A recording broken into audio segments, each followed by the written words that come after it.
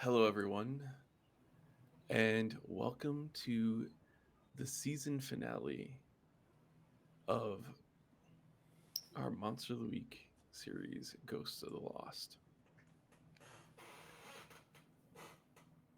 I hope you have enjoyed our games so far, and I want to remind everybody that Ghosts of the Lost is a Monster of the Week campaign, which is an action horror tabletop RPG based on the Apocalypse game engine.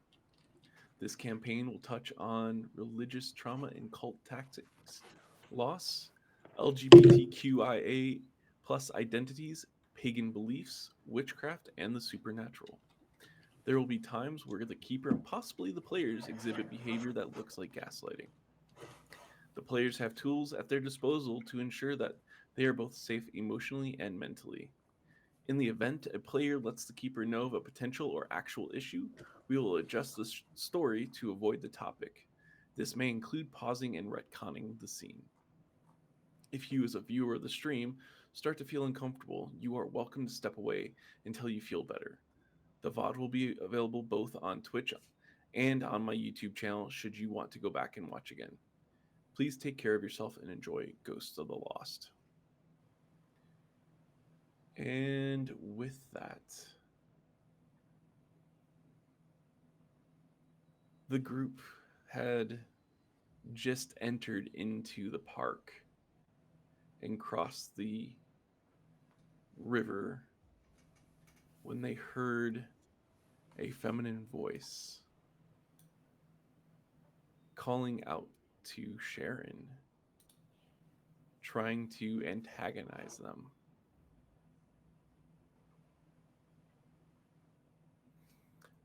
And before we get moving any further, I just want to make sure that the audio sounds good to everybody.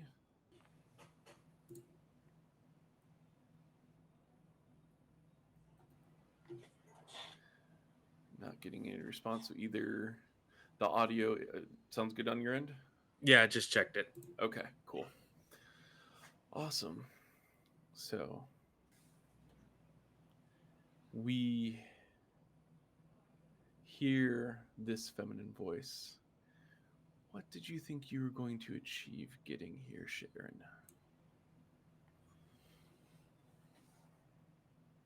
You're not quite sure where it's coming from. Sharon immediately reaches behind her back and grabs her dagger from the other side Okay. and uh, will have it drawn but not moved from its position yet. And she is going to.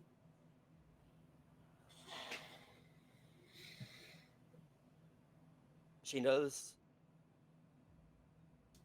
the games Lucille likes to play. Mm-hmm.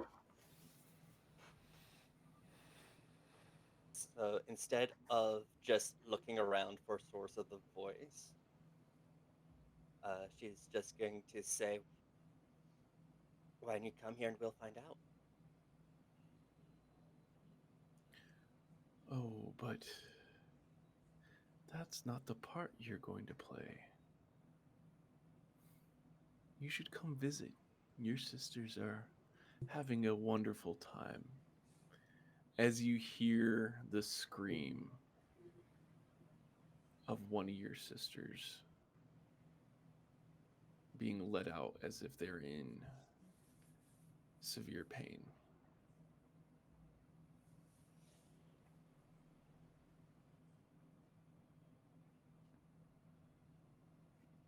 It's at this point that Sharon will draw the dagger across her back, going over the tramp stamp.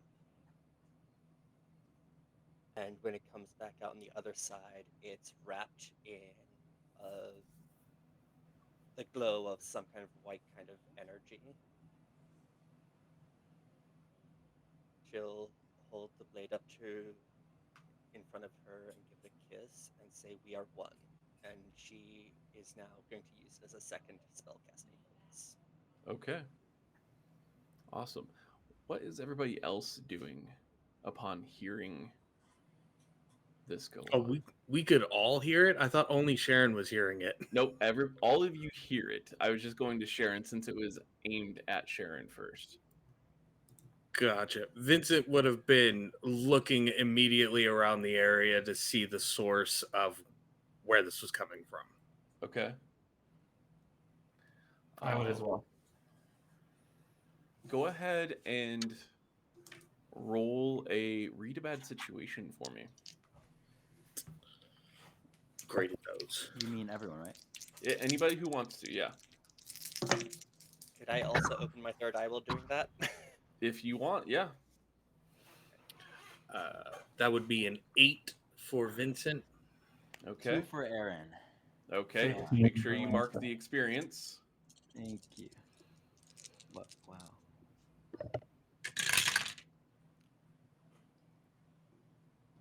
Okay. That is a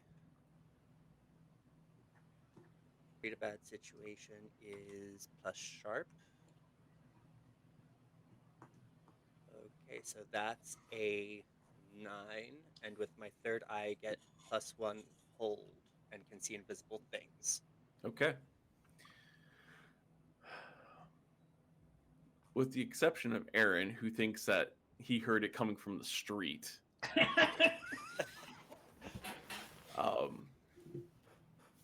You all kind of get a rough idea that it is coming from off to the right of the path that you're on, crossing the river. But you can't tell exactly where it's going or where it's coming from.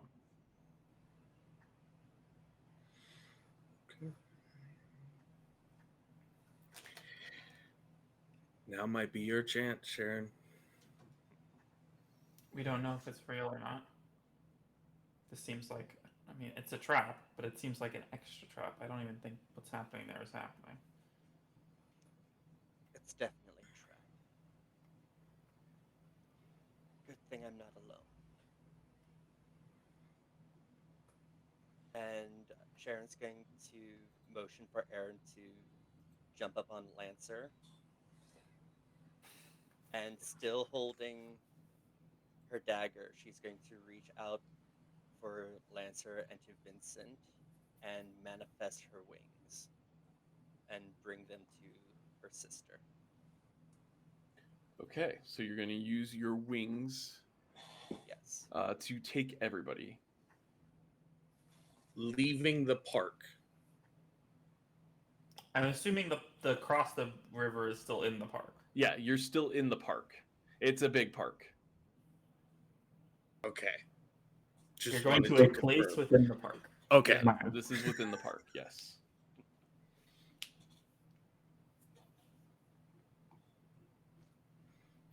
Yeah. So you're going to attempt to use your wings.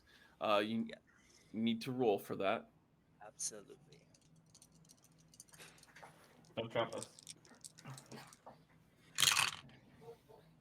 That is a dirty 12. Okay, awesome.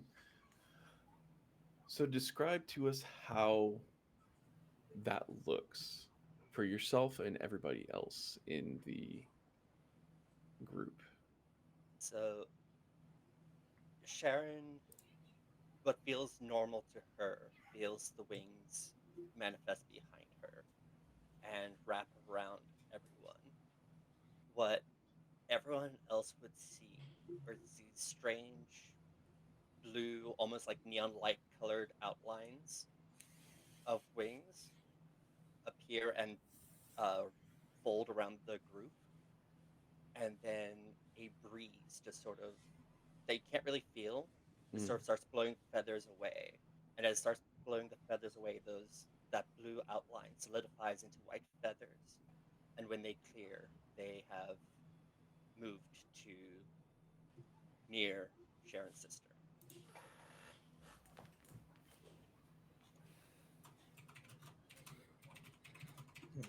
Okay.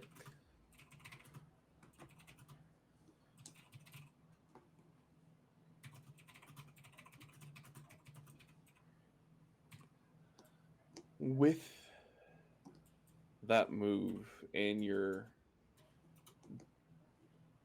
focusing on your sister, which sister are you focusing on?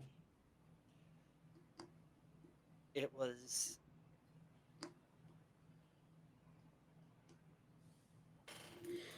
in Sharon's. When Sharon heard it, it didn't sound like Miranda. It sounded like Wisteria. Okay. So she focused on Wisteria. Okay. Your wings encapsulate everybody, and in a blinding flash, you're brought to one of the park's sculptures where Lucille is standing over both your sisters as they're strapped to the statue in a splayed, uh, hands up, arms tied. And you can see that Wisteria has a symbol that has been carved into her stomach. And that Lucille is holding a dagger dripping with blood.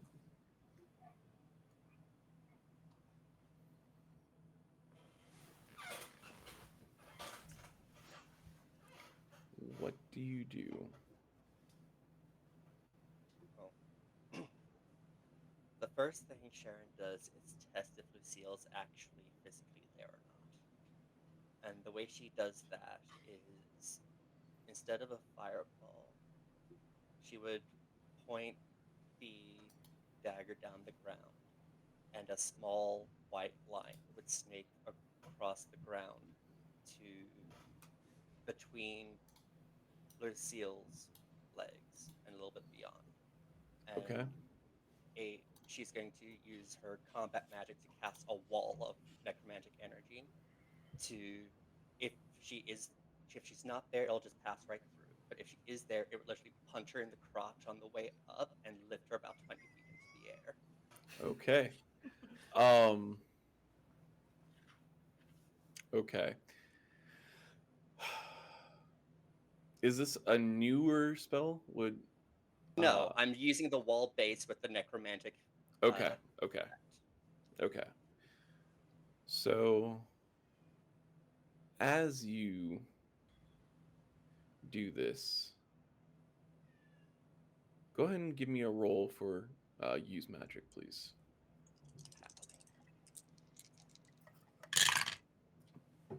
And I will burn some luck to make that a 12. Okay. Good to know. That's not good. You don't know how far Sharon's prepared to go in this fight. You successfully cast off this wall spell, and Lucille gets caught off guard, and it successfully launches her up into the air. While she's in the air, Sharon has some split-second actions to make. Okay.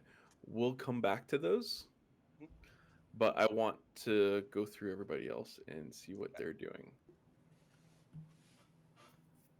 Vincent. Yellow raincoat. You do not see the yellow raincoat here. Nothing. Not even remotely like a canary that's sitting in a tree. I'm looking for bright yellow. Go ahead and roll me a investigation. Investigate a mystery, please.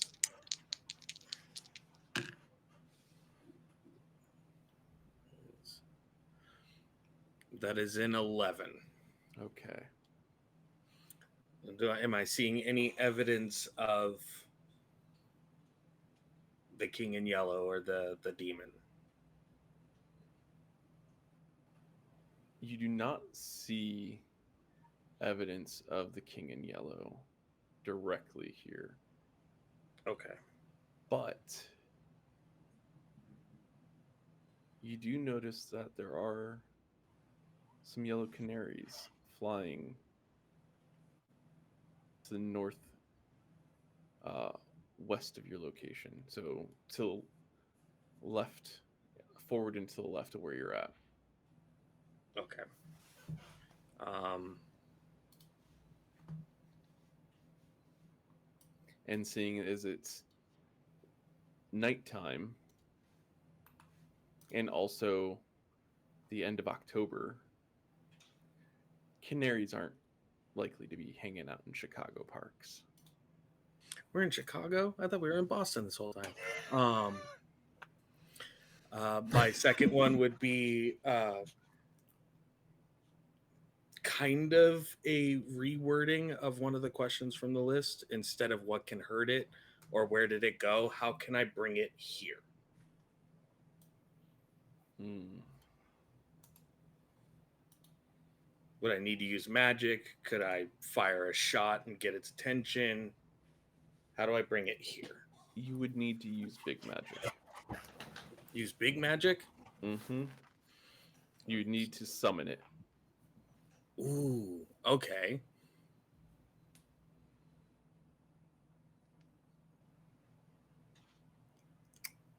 Alrighty. That's what's going through Vincent's head. That's what he's doing. Okay. This is coven shit. This is Sharon's family shit. Unless Sharon asks explicitly for the help, we were here with the goal of taking this thing down. Mm.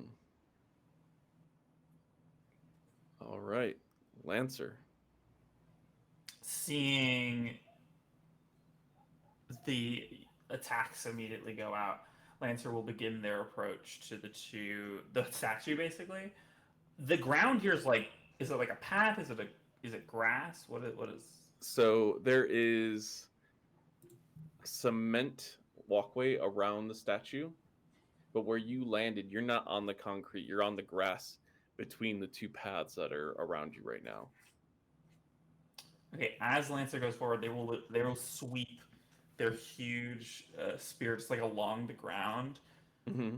like checking, basically like is everything in front of me real, Mm. and is there any like danger upon the ground that I'm about to run over? Okay. Go ahead and roll a. And my goal is to make it to the statue as safely as possible. Okay. Go ahead and roll me an act under pressure, please. That is an 7 + 3, 10. Okay. Yeah, you successfully managed to use your lance, your spear, as a kind of dowsing rod to look for any traps or anything like that. The park appears to be normal. Lucille is kind of doing a head over ass spin in the air after being crotch kicked by a wall, and you do manage to get to the statue where the girls are. Can I attempt to free them in this moment, or is that like You can start that process. okay? We'll come back to whether or not you succeed in a moment. Aaron. Aaron, I think Aaron's first instinct was also, he saw the girls, Sharon's sister, and he immediately wanted to help them. Mm-hmm. But seeing Lancer do all the checks, like he was about to run in, and he was like, wait. Yeah, Lancer's right. Um, can I roll a read a bad situation? Yeah, what are you trying to find out? I'm trying to find out whether if this is a distraction. You know, like is there Mm. something is there something happening in the background? Is there something watching us that's Okay. not specifically the king in yellow, but something else that's waiting for maybe Lancer and Aaron to be distracted with the girls and Sharon to be distracted by her mother and you know. Yeah.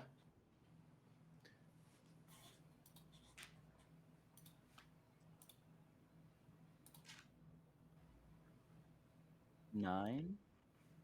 Wait, what's and it's cool, right? Sharp. Sharp? Oh, 8. Okay, well, you still get one question. And the one question you were asking, it was, are there any dangers we haven't noticed? Yes? Okay. Mhm. You do have a sense that something is watching. Got it. Do we know from what direct? Um, can I ask you about like what it looks like? Right. You So there's a don't know, statue. you feel eyes on you. Got it. Now, if you decide to act on this information,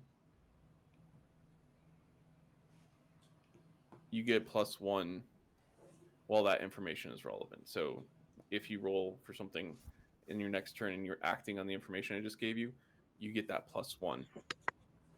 Got it. Okay. All right, we are back to Sharon. So, seeing which the wall does 1 harm, just Mm-hmm. recapping that. Um, Seeing Lucille go actually flying into the air, Sharon will use her wings to go right up underneath her and stab her dagger up into her, Okay. and then use that as a spellcasting focus to cast Fireball inside of her. Okay. Go ahead and I need an attack roll, or so kick some ass, followed by a use magic, please. Okay. And kick some ass is plus cool Tough. tough. Okay. And you have been avoiding that for a reason. Okay, that is a 10 Okay. for the kick some ass. And you want the magic roll now? Uh, yes. Okay. And that is going to be a 8. Okay. So with a 10 on the stab, where are you stabbing on, Lucille? Preferably through a kidney or her liver, but somewhere in the abdominal area. Abdominal area? Okay. You stab into Lucille, and instead of seeing red blood, it's black and bile oozing out onto your knife. You do, with a 10, get to choose one additional effect, which is either a +1 forward or give somebody else a +1 forward. You can inflict terrible harm. You're not suffering any damage at this moment, but if you do take damage soon, you can take 1 less harm. You can force them where you want them. Okay, so I'm going to uh,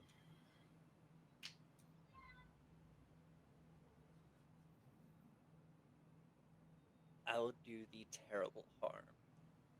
Okay. So that would be a total of 2 because the dagger's a 1 harm. Okay. And when you go to cast, the spell goes off, but it's almost as if it has been kind of contained. and actually launches your dagger out of Lucille. As it appears that Lucille has learned how to make protection around themselves. And in that moment, she is going to grab you by the ear while you're close and throw you down. And you're going to take 1 harm from falling. All right. On my way down, am I able to grab onto a pant leg and bring her with me? Oh, she's still falling with you. She's just pushing you down, like throwing you down first to soften her landing. Okay.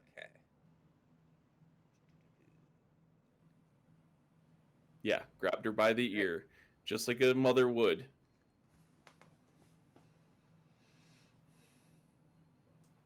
Mm. Oh dear, why? Why would you try to attack your dear mother?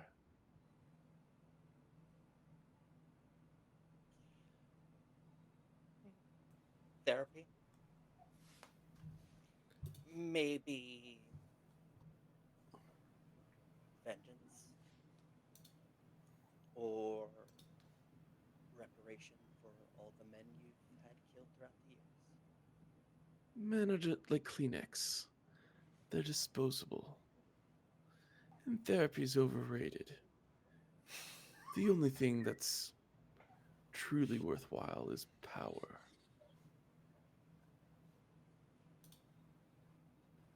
I can see how well that's worked out for you, miserable bitch. And when she says that, Sharon is going to grab some of the dirt and throw it up into Lucille's face. Okay. Upon doing that, you see that Lucille, now that she is aware of you, has erected a kind of shield in front of her. And the dirt just kind of sizzled Okay. against Does that it shield. does it, because the dirt clouds, does the, is the entire cloud fizzle around her? It's like it's a 360-degree coverage, or is it just fizzling in front of her? You only saw the response to it in front of her. Um, Okay. and she's actually going to touch where you stabbed her. And you're going to notice some of the magic of Wisteria, something similar to what Wisteria did. And she's going to heal that injury that you just did as she stands upright.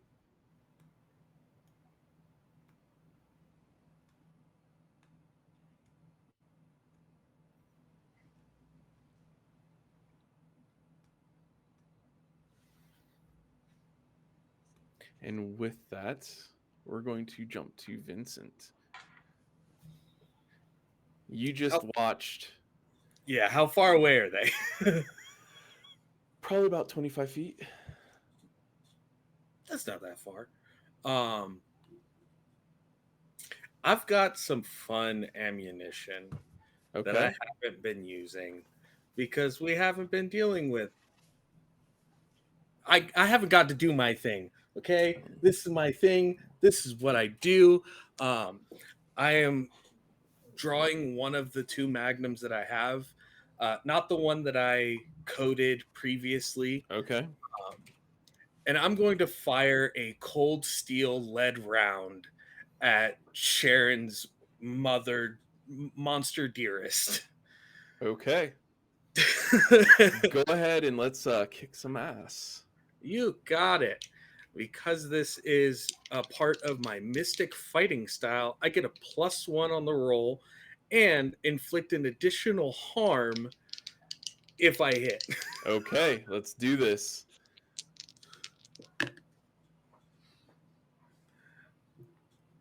That is a 9 +2 for 11 +1 for 12. Okay, excellent. Yeah, so you take aim at Lucille. Where do you aim on them? I am aiming right for the head. Okay. And how much harm does this do? This would normally do 3 harm, but with the additional damage and it being counted as a magic weapon, deals 4 harm currently. Okay. So your bullet lands and just hits Lucille right across the side of her head, like right in the temple. And as it just blasts out the other side, her face begins to crack. And that black bile, Sharon, that you saw from the stab wound is now oozing over her face where it started to crack, and it's almost like a porcelain doll effect where it's only being held on by that bile. And Vincent, she turns to you and you just see this anger, this rage as her eyes start to glow a little red. I shoot again. I don't have time for this. I've got a if I don't take out this demon, there's no tomorrow. Okay. Go And ahead. if she's made a deal or she's made some kind of commitment to this thing, maybe that's what gets it to turn around. Maybe that's what gets it to come back over here, protect its summoner, its vessel, its whatever the case may be. Okay. Before you take your shot, Mhm. you feel a wall of force just thrust into you. So you raise your gun to take your next shot, thinking, oh, that should have killed her. But instead of you being able to take your next shot, you just get hit by this wall of force and it knocks you back and on your ass. You don't take any harm, Okay. but you are now knocked down on your ass.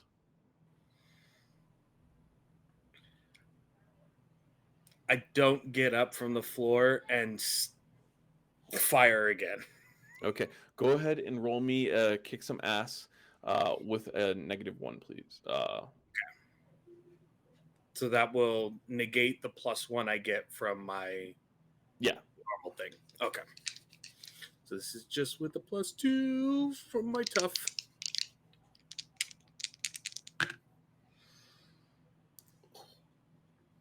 This is only a 7. Okay.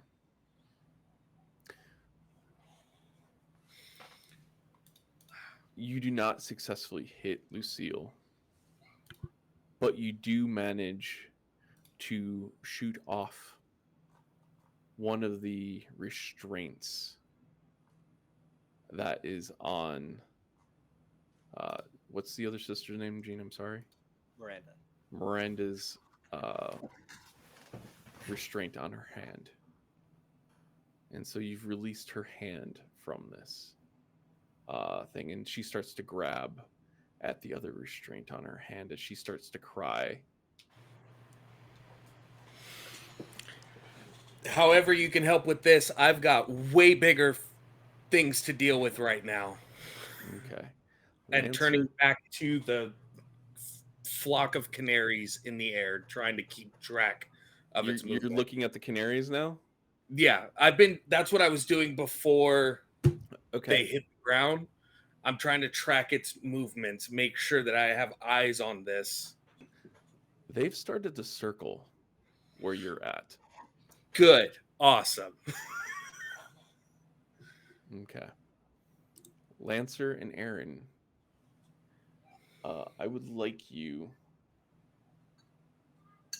to, whoever's doing the primary action, I want you to use an act under pressure, and the secondary person, I want you to roll help out. Are we together? Yeah, you guys are. I thought you went over to help release the sisters, right? I just like saw that Lancer was Oh, going to do okay, that. And okay. wanted to run I over. thought you'd gone over there. I'm sorry. Oh no, you're good. So yeah, it's just me over there right now. Okay.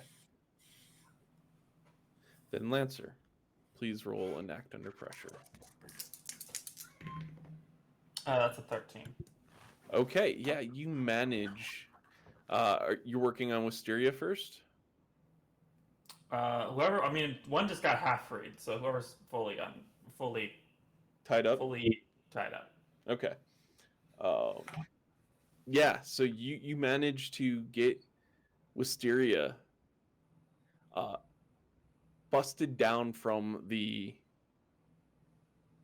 straps that she's tied into, but she's kind of out of it. It's almost as if she's under the influence of something at the moment.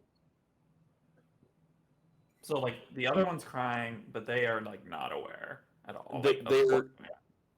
They are lucid as to what's going on. They are aware of what's going on as far for Miranda. Wisteria, which is the one you just freed, they are they have the symbol etched into their stomach, and they appear to be under the influence of something.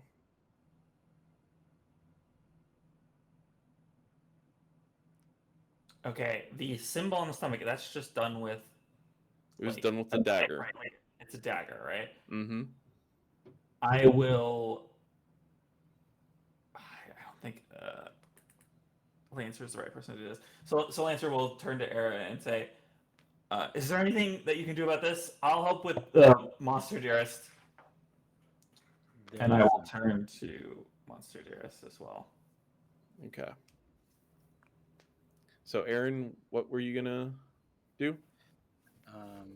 Well, so after a Lancer gets Wisteria down, and he sees that symbol, is it like a deep cut?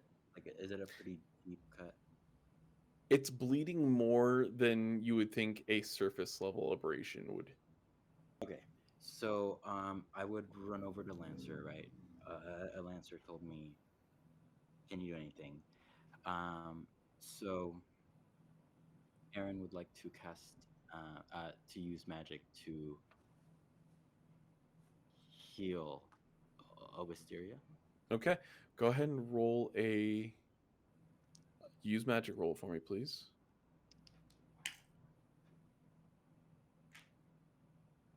13.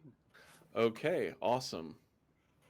So you successfully are able to heal Wisteria and with the 13, I'll give you 2 points of health instead of the normal 1.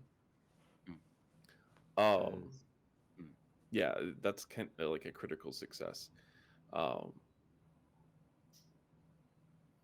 With performing that action, you heal the physical wound. And I'll even give you this based on your roll. But you feel that there is a tie, something that's connecting Wisteria to Lucille. Like Lucille is feeding off of Wisteria's power right now.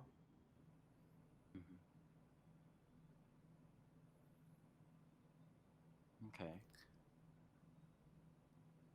And with that, you notice that the circle of canaries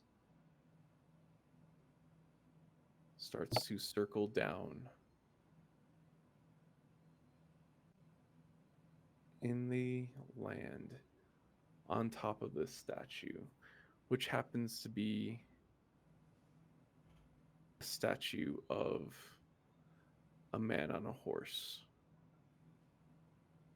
And as they land on this horse and this man, they melt and merge. And where the statue of the man was, you now see a child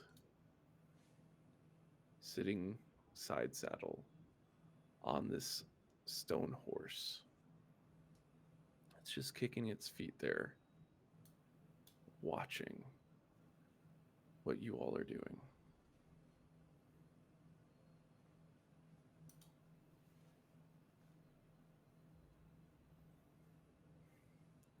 Hold on to that thought. Not the Vincent. bird.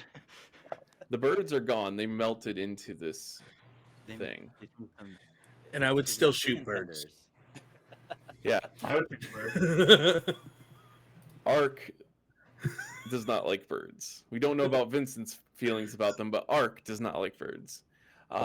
Sharon. Evil. Yes. So you see this thing that served as your mother. You're not quite sure when she lost her humanity, but you are very well aware that there's nothing human left about her.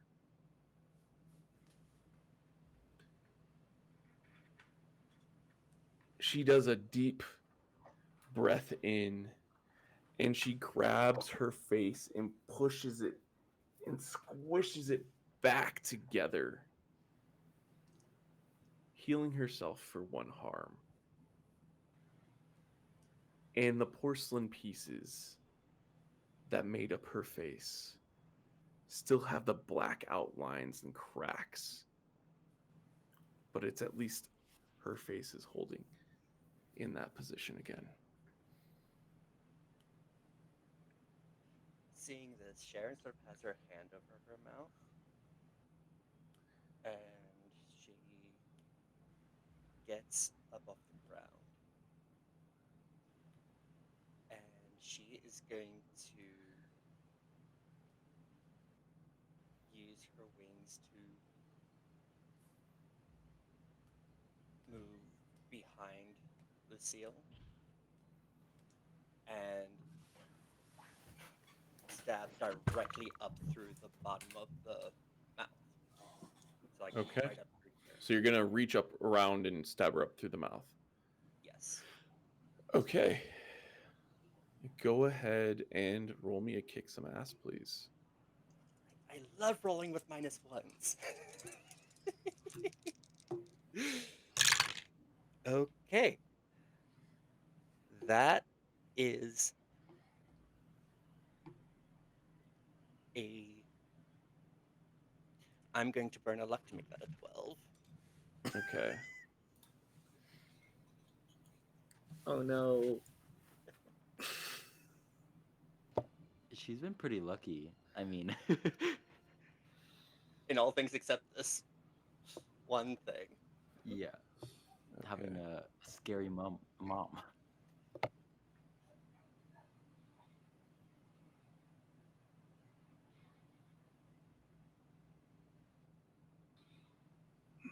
Okay.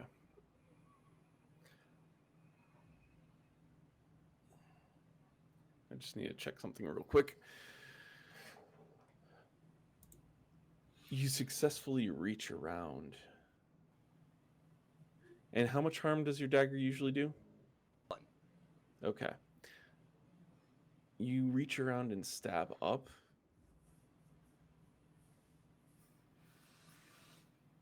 And it appears to connect and goes right in. And Lucille just spits out a little blood over, or bile over your knife, and it gets kind of down onto your hand. And it actually burns a little bit. And it gives you 1 harm. And then she turns while still on your knife, So she breaks out of your grip and just turns with that knife up through her jaw and proceeds to say, "Haven't you figured out that this is all pointless for you, Sharon? Your place is right next to your sister's, feeding me your power. Why do you think I've spent all this time letting you cultivate, letting you grow that power? You think I've lost you? I've known where you've been the entire time."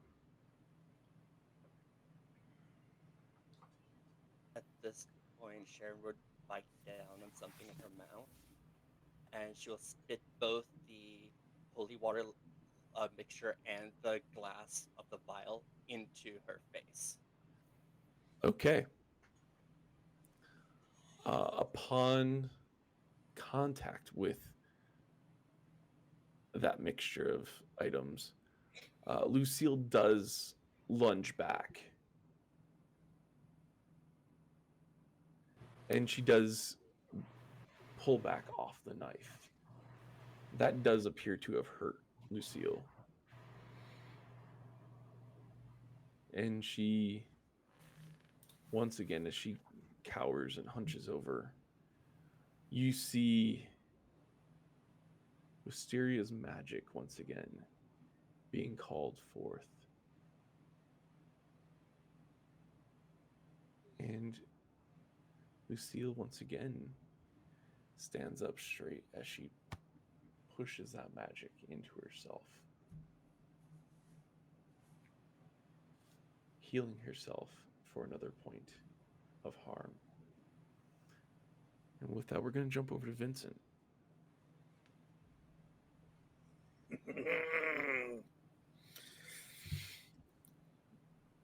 The Roanoke Croatoan wood infused bullets on the magnum that has the oil like mixture from the ritual. The fire a shot at the raincoat wearing demon. Okay.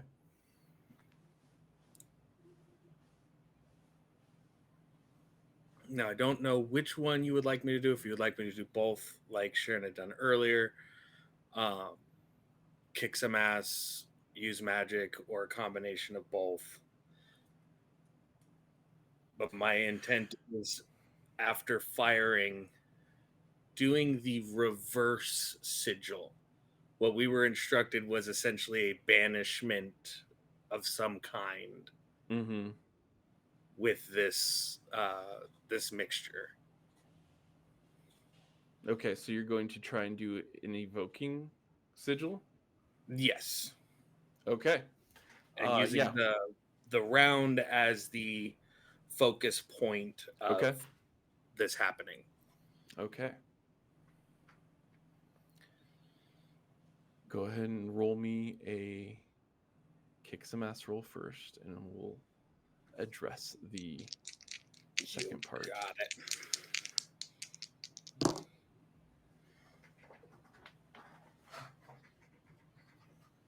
That is a 10.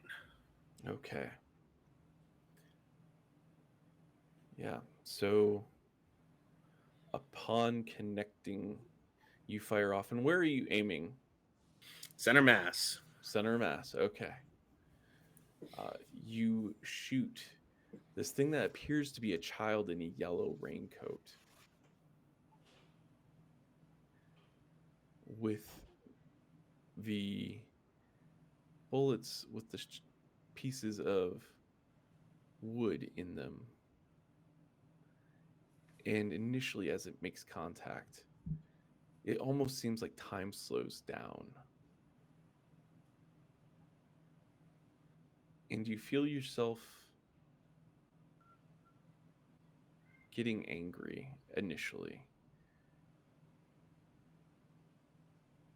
But then The bullet makes contact and actually pierces through the raincoat.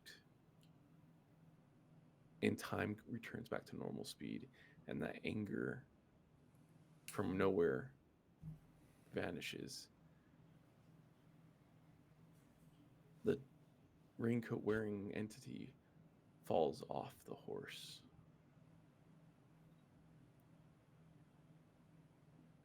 And then gets up and lets out a ear-splitting, blood-curdling cry into the night, looking up into the sky, up at the blood moon.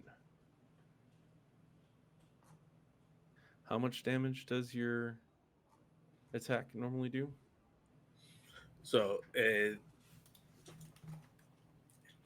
did the bullet with all of the extra stuff count as magical effect? Yes, we'll say yes. Okay, then it does 4 harm. Because Okay. it normally does 3, but it does an additional 1 if there's any additional magical effects to it. Okay.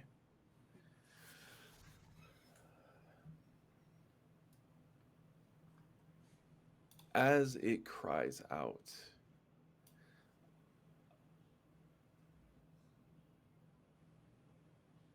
you all kind of feel your ears your eardrums start to rupture a little bit.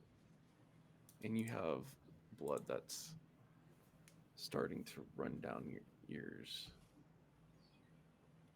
And you hear something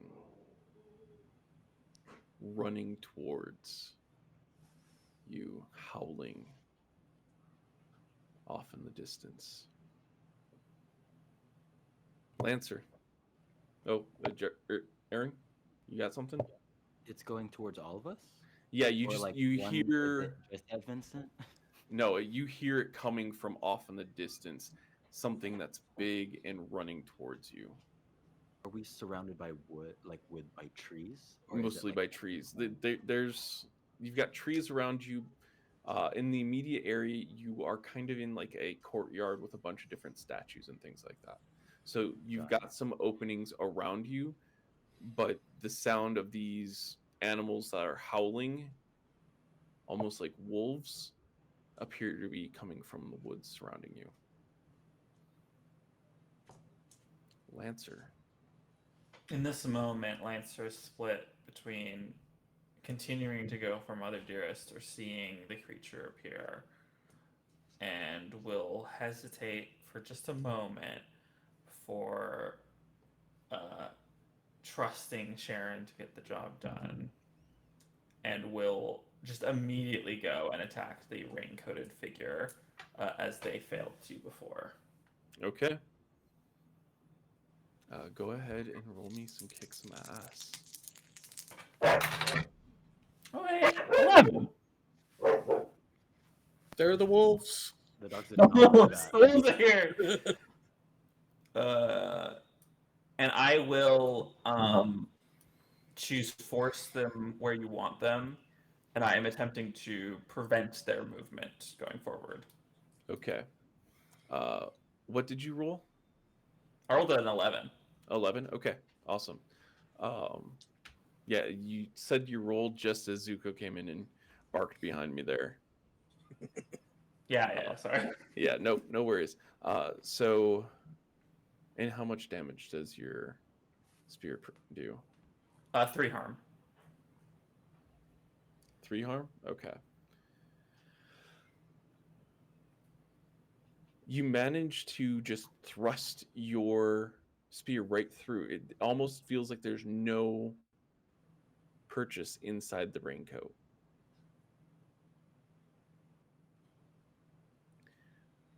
But as you thrust through, you'll notice that your weapon on the other side starts to get a little corroded.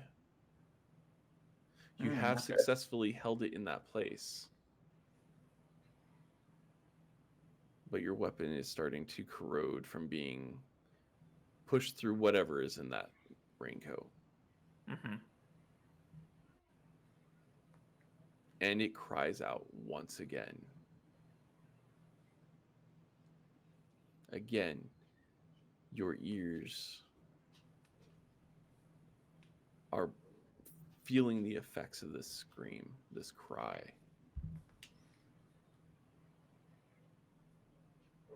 Aaron, Aaron right now is knelt down next to Wisteria, um, kind of. He's like, "What the hell is going on?" Like there's some screaming over there, there's some howling over there, and he's not willing to fight. Doesn't really know how to, so he's gonna focus on. He was watching Mother Dearest when she kind of is taking power from Wisteria, um, and he noticed how there's a kind of a tether. Um, so he looks back at his side back and kind of like rumbles around, and sees a pair of stainless steel scissors. And I would like to use magic. Do you want me to explain it after I roll or before I roll? go ahead and explain it after you roll.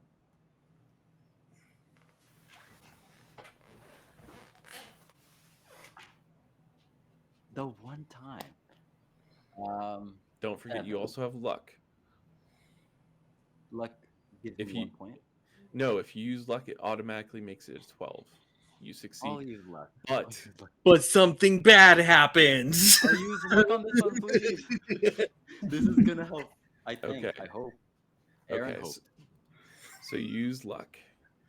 Yeah. So Aaron's like, "Ah, I'm lucky, you know. He presses that Google button. Anyway, um, he grabs the scissors and thrusts it up into the air and yells. Um, to those who have come before me, all the artisans, the weavers, the healers, I want you to show me. I want you to show me where this tether lies and allow me to cut it. And as he says that, he gets kind of like this, like feeling, and his eyes glow yellow, and he looks around and hopefully he's able to see a tether between a string between Obisteria and Mother Dearest, and he uses the scissors to cut it. You are successful in seeing this tether between Monster Dearest and Wisteria. And you said these are silver uh, scissors? Stainless steel, Stainless steel. Are you imbuing it with magic? Was that what the magic roll was? kind of. Okay, so No. then you are successful in cutting the tether between Wisteria and Monster Dearest. Everybody take a drink since Gene apparently feels that we need to hydrate. I don't got water. I didn't bring. I don't know. I forgot to grab mine. It's okay. Mine was coffee. Close enough. All right.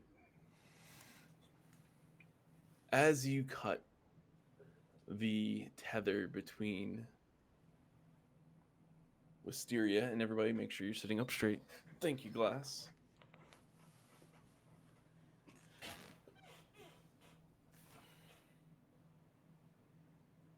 Oh, you guys are just holding this moment out.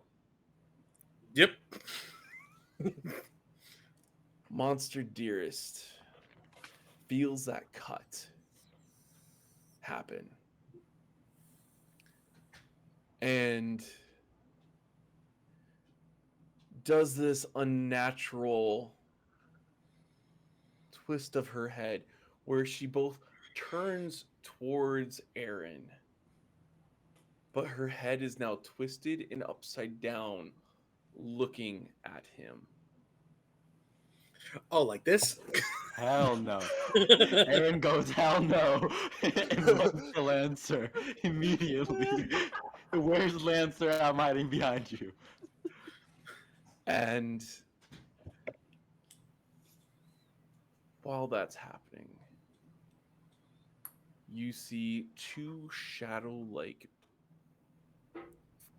four-legged beasts rushing out of the woods, running towards the being in the yellow raincoat. And they proceed to jump.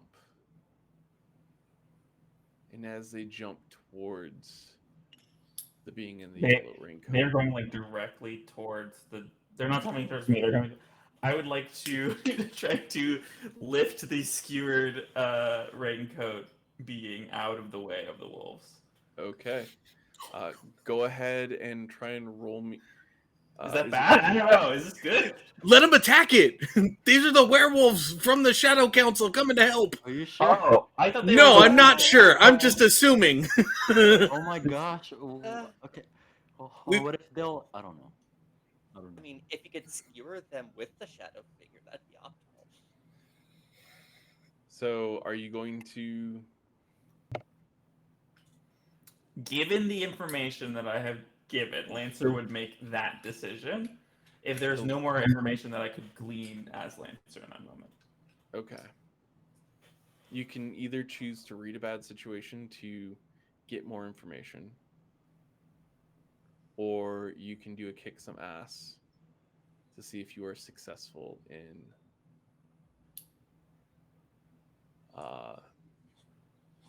lifting the raincoat in the air. Just to clarify, Mm-hmm. when it screamed, we all heard the wolves in our we all heard like wolf sounds coming towards us. You heard howling and very large footfalls of like an animal on four legs. All right, I'm gonna read about a situation. I think Lancer is think first, ask questions later. Okay. Or ask questions first, do it later. That is an 11. Okay. And what are you wanting to find out specifically? Are the wolves allies or conjurations of the King in Yellow? With an 11, you are able to see the feet of the things that are running towards the raincoat. And they look very similar to the footprints that you saw of the things that were running up the wall from the archive in the fortress, Dark Vault. Oh, I'm not sure if that helps me or not. I think, and there's how many of them? Two. Two. Oh, wait, I will pull it out of the way. I don't want them interacting. Okay. You go to lift the raincoat up. But as you do that, these demon wolf entities jump. And as they jump, they morph into a pair of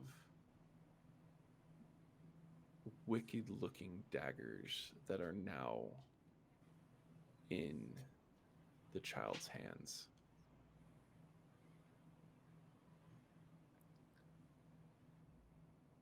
The red glow from the moon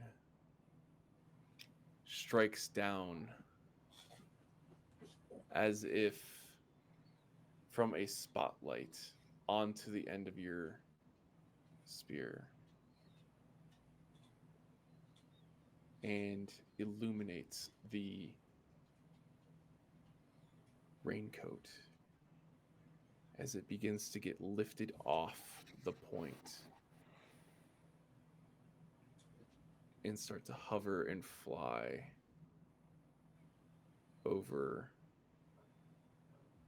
where you're standing. I shoot it. You take a shot at it? Yep. Same Roanoke wood Okay. bullets. Go ahead and roll me in a kick some ass, please.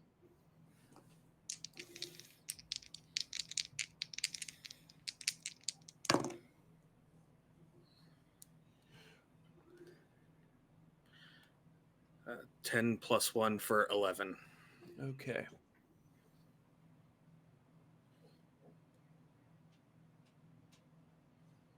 When it goes to hit the raincoat, it gets slowed down as it goes through the light. It still successfully goes through and it still blasts through the entity, but it does not appear that it was as effective as it was before, as the weapons appear to have supercharged this entity. Cool. And now it's starting to laugh as it floats back down onto the ground. Lancer, you feel something push you up against the wall or the statue that's right there. Mm-hmm. And you start to feel your life be drained away as you take one harm. Does that ignore armor? Yes, in this case, this one does ignore armor. Okay.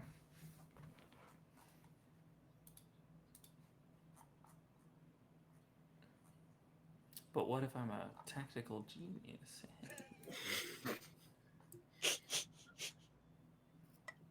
But what if it didn't? But what if it didn't? But what if plot armor?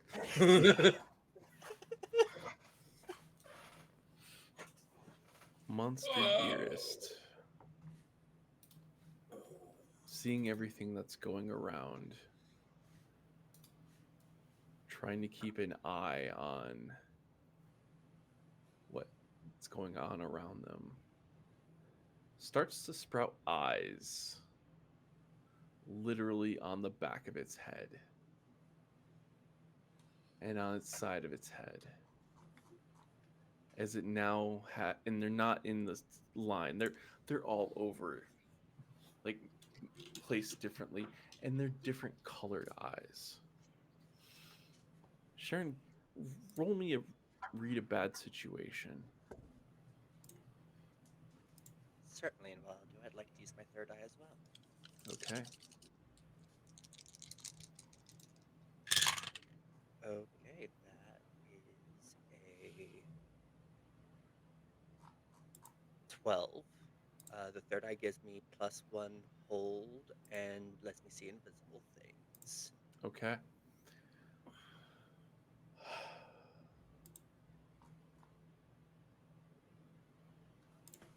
You recognize some of those eyes as some of the other girls that Lucille's had interactions with. And as your third eye opens, you start to see the spirits of the other girls that Lucille has been sacrificing over the decades, stealing their powers, stealing their identities, pulling elements from them, where you can see some of them that are directly around her, missing an eye. And Lucille just seems to be collecting these girls, collecting these powers.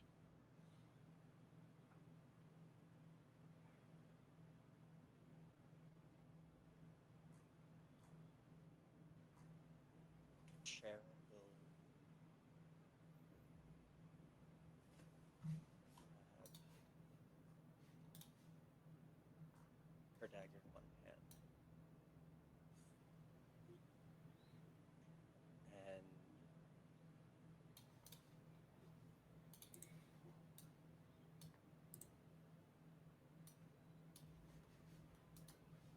she has her other hand in a fist.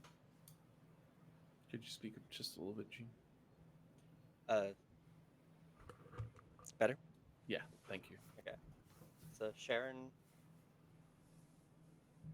has her dagger gripped tightly in one hand, and she has her hand in a fist. And she's going to use her wings again, but instead of going to attack, she's going to use her other hand to crack the second vial and spray it over Monster Dearest and try to remember some of Vincent's pre-exorcism rites. Okay.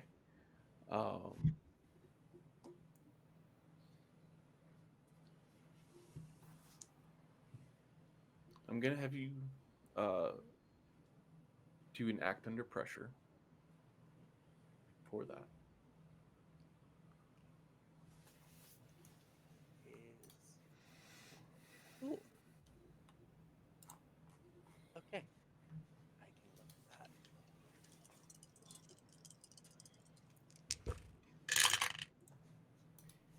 That is a 9. Okay.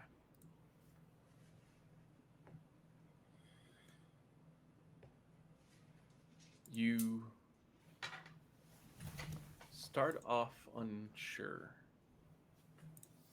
as you start to recite the bits and pieces as you remember them. But then you hear Judd in your ear, whispering to you parts of those rites.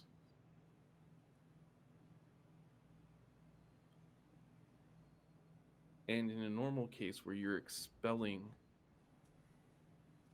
and getting rid of demons from a good body,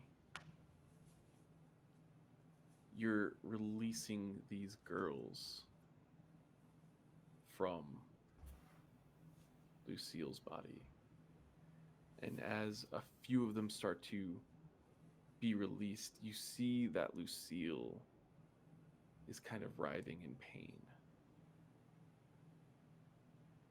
And she looks at you and says, "Learned a new trick, my little bitch.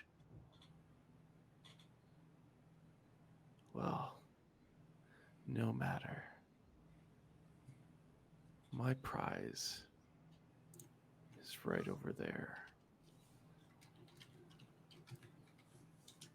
And with that, Lucille is going to go and almost in a fluid like motion.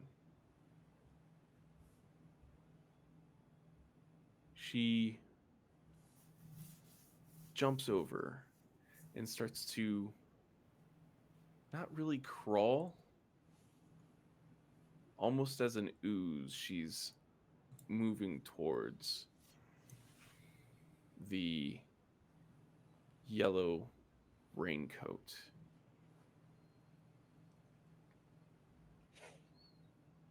And she reaches up and starts to envelop around the king in yellow. And with that, we're going to take our break.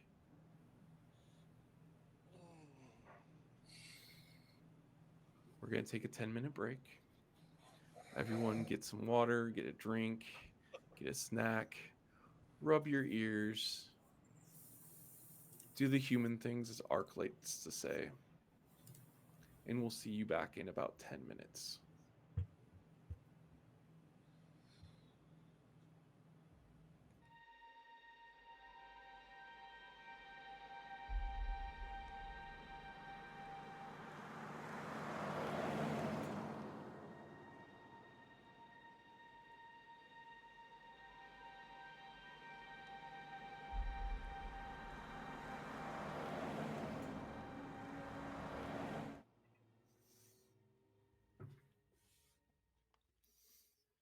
And welcome back, everyone. How's chat feeling about our hero's predicament right now?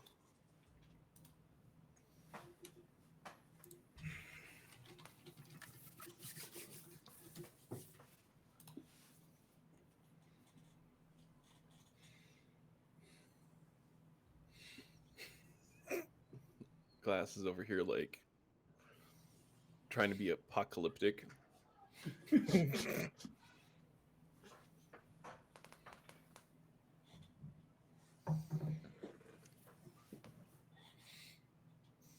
All right. Well, we've got some time before the next ads kick off, so let's jump into it. After you see the ooze formerly known as Lucille start to climb up and ooze around the thank you shy ooze around the king in yellow. You actually see the king in yellow actually envelop over top of Lucille.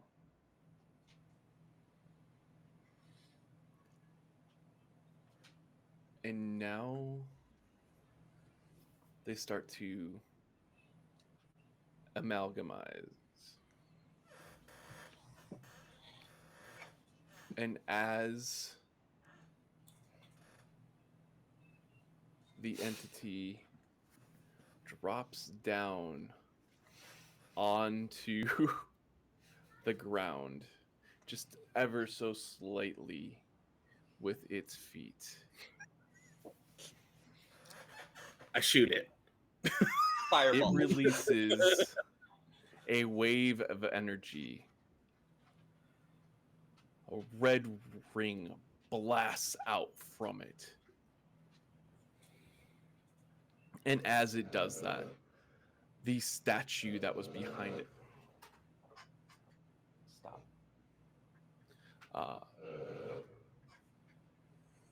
Proceeds.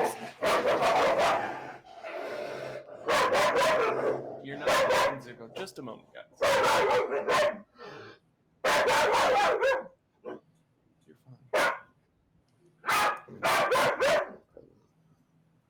He's jealous.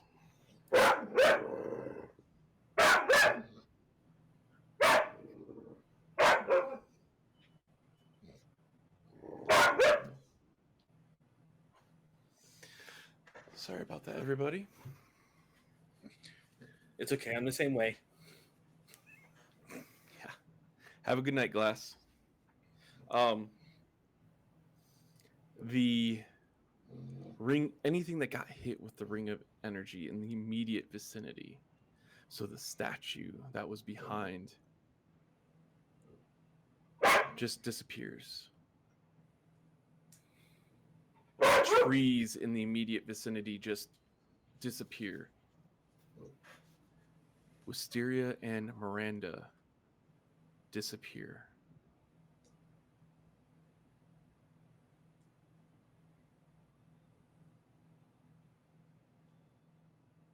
You all are still there.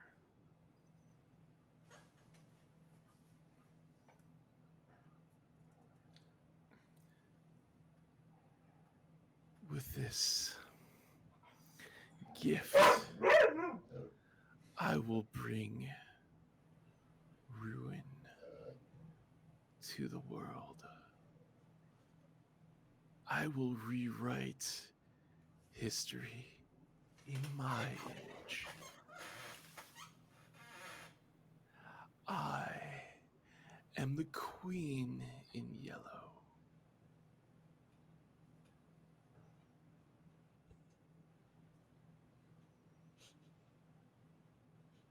Oh, and by the way, instead of you guys getting erased, you all get knocked back about 35 feet.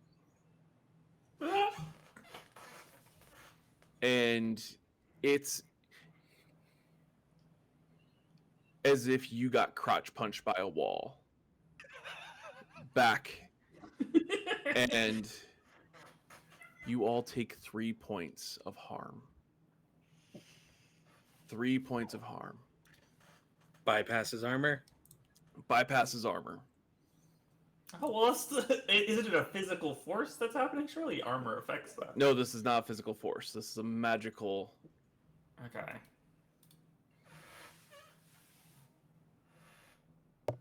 Damn.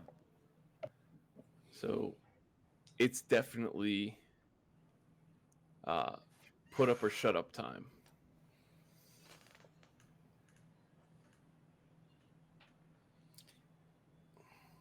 And I I think shoot. Vincent wants to shoot. Yeah. I cast fireball. Both of you roll me a kick some ass, please. So combat magic.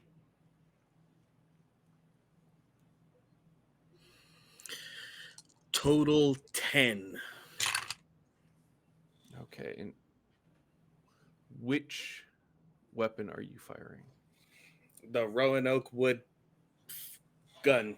Okay, and it's the one with the The ritual oils on it. It's got all the anything that I could have done up to this point to a weapon is on this thing. okay. Yeah, with a 10, you're able to connect.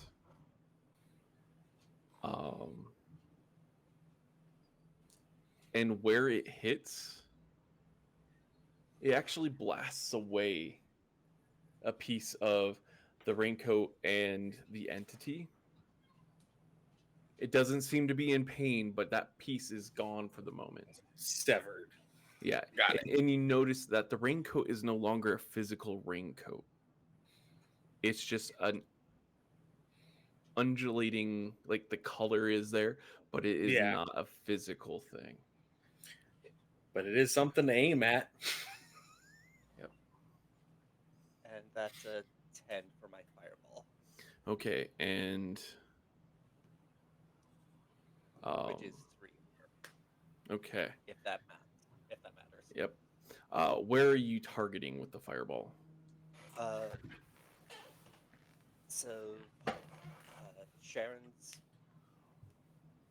idea was to basically want to punch the same spot. Okay. So the same spot Vincent was aiming at.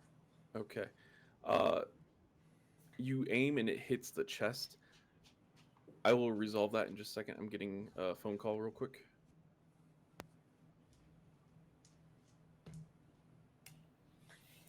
So I'm gonna keep blasting. I think that is the current plan. I think there's literally nothing here except for it. So we are all blasting. We're in blasting mode. I am unstable. Sharon only has 2 health left. Wait, so like, how are our abilities affected because we're unstable? Unstable, no. It just means your injuries will just continue to progress and get worse over time. Oh, okay, got it. Yeah. I've only got one more cylinder of these Roanoke rounds left. I've got 3 more in the revolver and then another 6 left. So I've got 9 shots left that we know hurts this thing. Or at least removes a chunk off of it. Mm-hmm. I believe Okay, I think didn't I take one? I took a bullet. You took the dagger. The dagger I made. I have the dagger, yeah. Which Sharon's probably going to be running up to Vincent Which to try to get more of the holy oil.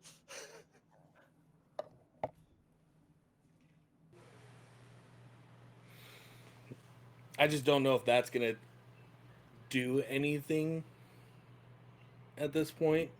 I mean, it can at least hurt the Lucille part of the entity. They have merged, but I still think they are two separate entities inside there. Yeah, I'm just worried that it's a whole eldritch horror at this point. That it's just using the positive aspects of Monster Dearest and is like, oh, I'm only going to keep my weaknesses because they're so finite.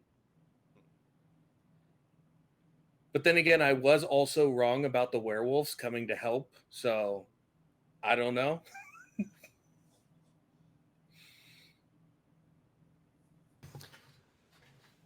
Sorry about that. You're good. I'm dead. We rolled for it. The creature took me, and I disappeared and took the creature with me. Well, it's not exactly how it's gonna go, but anyway, Court had a little bit of car issues, so I had to walk him through something real quick. Yeah. So anyway, back to Sharon and the fireball. Since the part where Vincent had shot blasted away, you're going to aim for the chest of this queen in yellow who has Lucille's face, but not her face. She's got this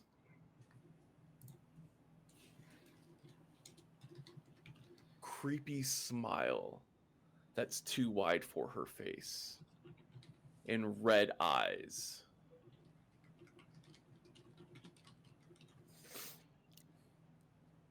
And while the fireball appears to have broken apart Lucille's chest, the rest of her is still standing.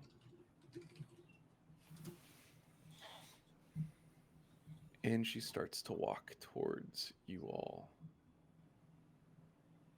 Question. Come closer to the there's- mic. Okay, question. So there's a gaping hole in what used to be her chest, but the Mhm. rest of her is still intact. Yes. And so it has not fallen apart. It's still as if it was there because it is floating. It's kind of, you blew it apart, but Swiss cheesed it, but it's still maintaining its structural integrity. yeah. Can use And with that, you start to notice that Aaron's hair is starting to glow, along with the hair for all the other spots that you put up across town. You see a blue glow.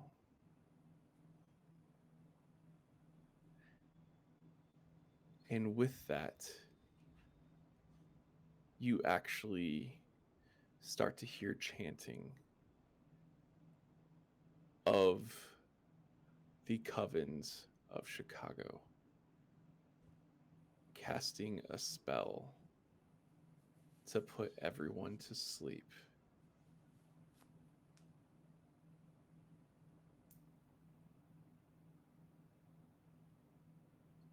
And the queen in yellow starts to look around and get angry.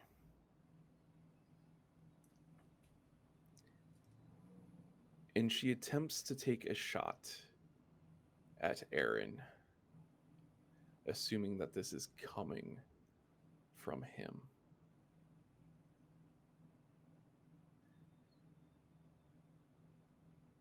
And with that, you see a ball of red energy unleash towards Aaron.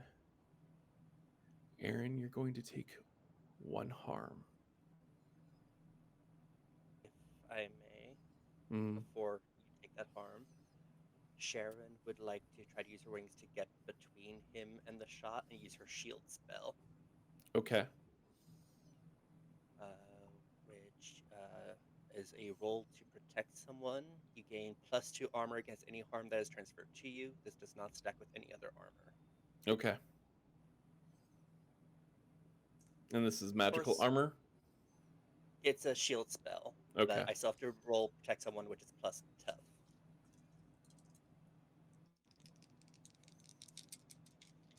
Alright. Okay. That would be a 9 with the -1. Okay. Tell me how this looks. So Sharon uses the wings, but for the first time, everyone can see them.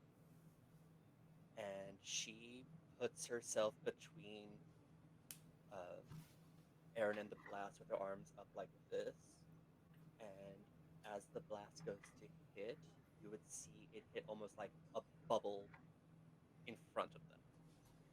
And you would see the bubble sort of like echo as it gets hit, and it actually goes around them completely. Okay. Yeah, with the +2 magic shield, the spell hits it, it cracks, but does not break through. It just kind of fizzles around you as the demonic energy intertwines with the angelic energy from Jed. Or Judd, excuse me. I don't know why I called him Jed. From Judd. But Judd's power is enough to stave it off. And Vincent. You're gonna do another pew pew? You damn right I am. Okay. That's all I got. Anyway, keep blasting.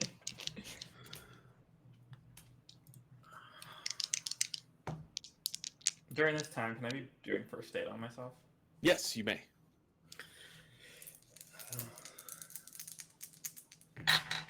That is, are the magical effects still in play affecting the creature? Yes. Okay, because that's the difference between it being a 9 and a 10. Okay. So it is a 10. Okay. And how much damage does this do normally? Normally is 3 with the magical enhancements would be a +1 to 4. Okay.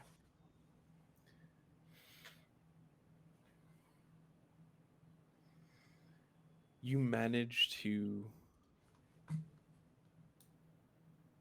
take off one of its legs. Good, good, good.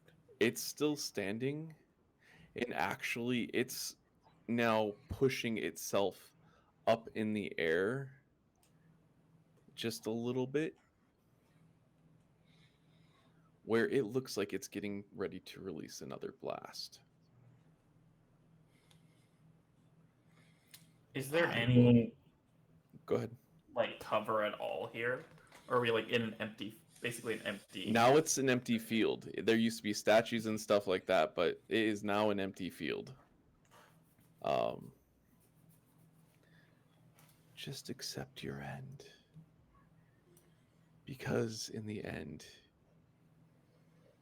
you'll never have existed. And she goes up into the air. We're going to go to Lancer as far as what Lancer wants to do next. I will shout to Sharon, blast up the ground, destroy the earth now, and Blast we'll attempt to create a hidey hovel to hide into. Okay. Because it's about to do the magnet attack. Well, it's going to take time to charge up. Oh, okay. Yeah. I misunderstood. No, it's not going to happen immediately. So if that changes what you're going to do. That does change what I'm going to do. seeing as they start to float up in the air, I will go and attack them with my spear. Okay. Go ahead and roll a kick some ass, please.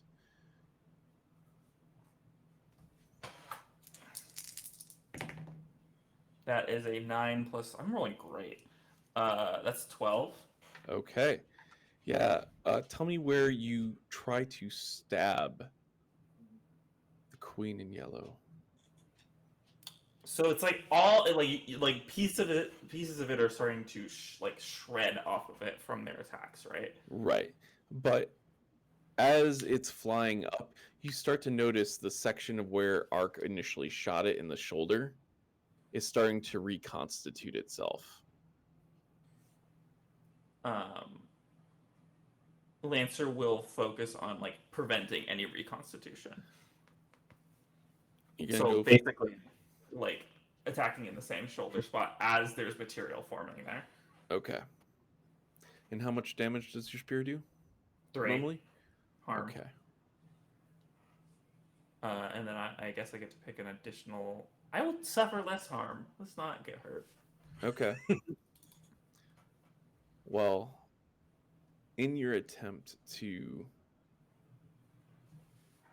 stab where the monster, the queen in yellow, is regenerating,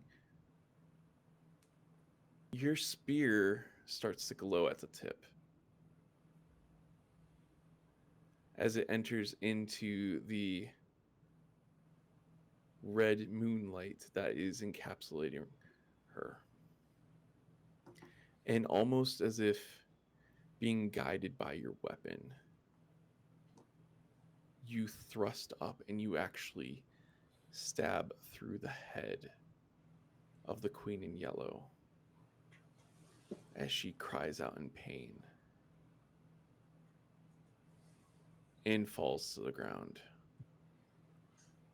Your spear starts to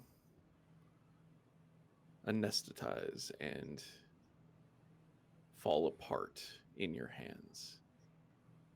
But with it, so does the queen start to dissolve on the ground. Is it still holding the daggers? The daggers are breaking apart as well. Aaron, make it stab itself with the daggers. I'm scared. I believe in you. That's the complete opposite of what I was gonna do. Oh, I was just gonna like heal you guys because you guys, half of you guys are like dying. Your call. Vincent's ready for death. As is Sharon at this point. Who's the lowest in health right now? I'm fine. I had taken 0 damage up to that wave that happened. Right. Sharon, Sharon, are you the lowest one? I Yeah, would Sharon's go ahead. I will share with you that it is in a very vulnerable spot right now, Aaron.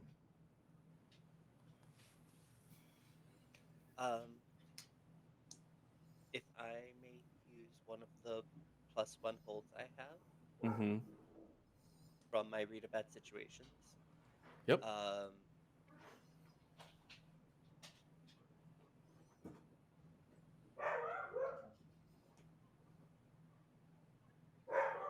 What's the best way to protect the victims? And I'm probably referring specifically to those of us who've taken the hardest hits right now.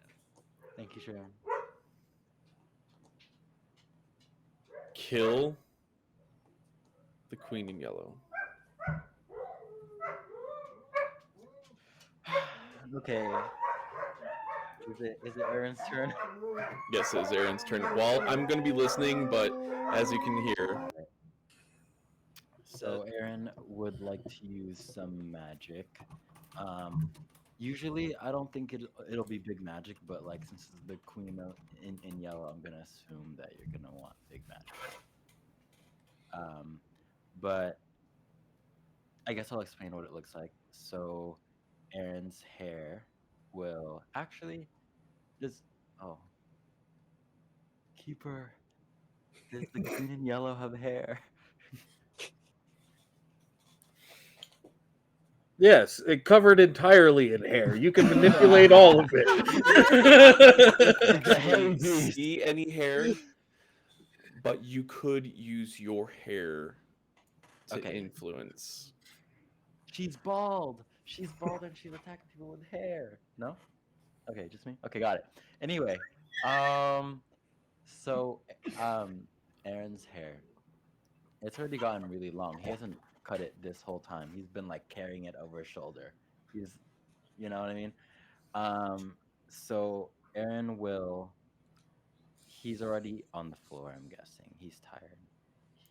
He sat down, back straight, um, and he focuses on kind of like Sharon's anger um, towards her mother and kind of like channels that.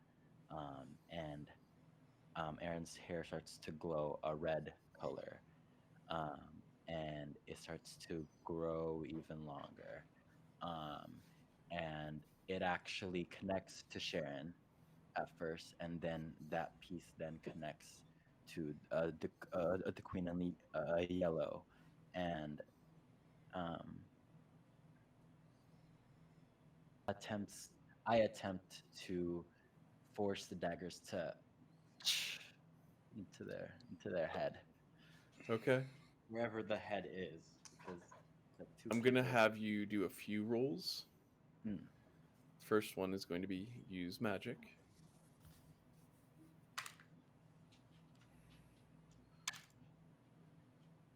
13. All right. So you are able to get your hair to reach out and touch the queen in yellow. And when you do that, you actually get a pushback from her. You start to feel her anger. But then you realize that there are two sets of minds here. You distinctly can feel the mind of Lucille and the mind of the king in yellow. Which one do you go for? Lucille. Okay. So as you delve into Lucille's mind, you see a little girl during the Victorian era being treated and disrespected by the manor, people who own the manor, as you realize that she is the daughter of some of the staff. As you see her life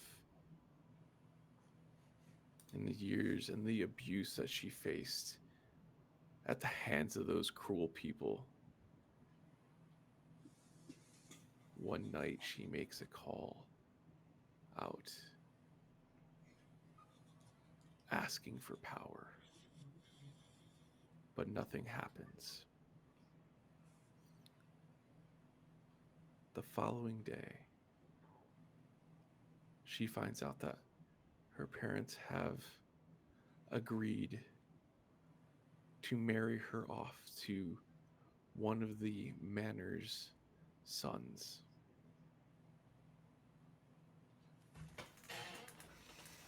On her wedding night, after the ceremony has been completed, she sacrifices him for power, for revenge. And she vows that she will never let anyone make her feel weak again. and she proceeds to fight back against your drive to get her to stab herself. I would like you to roll a manipulate someone roll, please. I'm pretty sure I haven't tried it at all, but I'm pretty sure I have a +1 on that. It's The- plus charm. The plus. Oh, hell yeah! Thank you, Vincent, for the idea. Okay. Oh, wait. Doing math. 8. 8? Okay. Hmm. With an 8.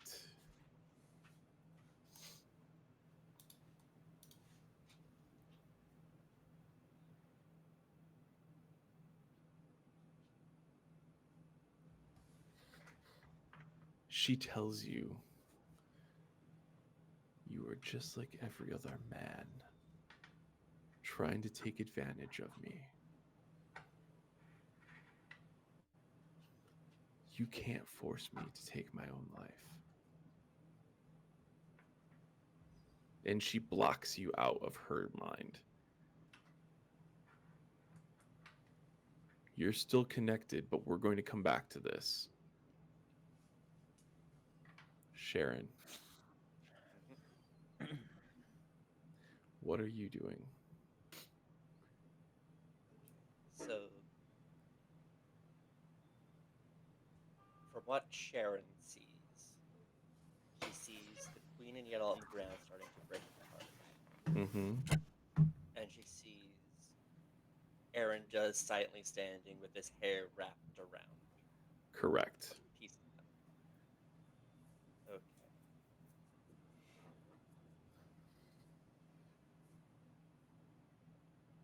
Sharon is going to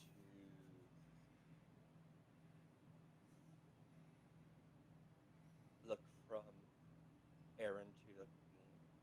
Come closer to the mic, please. Sorry. Aaron's going to look from. Let's say Aaron. Sharon is going to look from Aaron to the queen, Mm. and she's going to. She's not going to believe it until she actually sees it. She's going to maneuver herself to behind Aaron, Mm-hmm. place her hand on his shoulders, Mm-hmm. both of them, and she is going to try to use her magic to boost whatever he's doing. Okay. Go ahead and roll me help out, please. All right.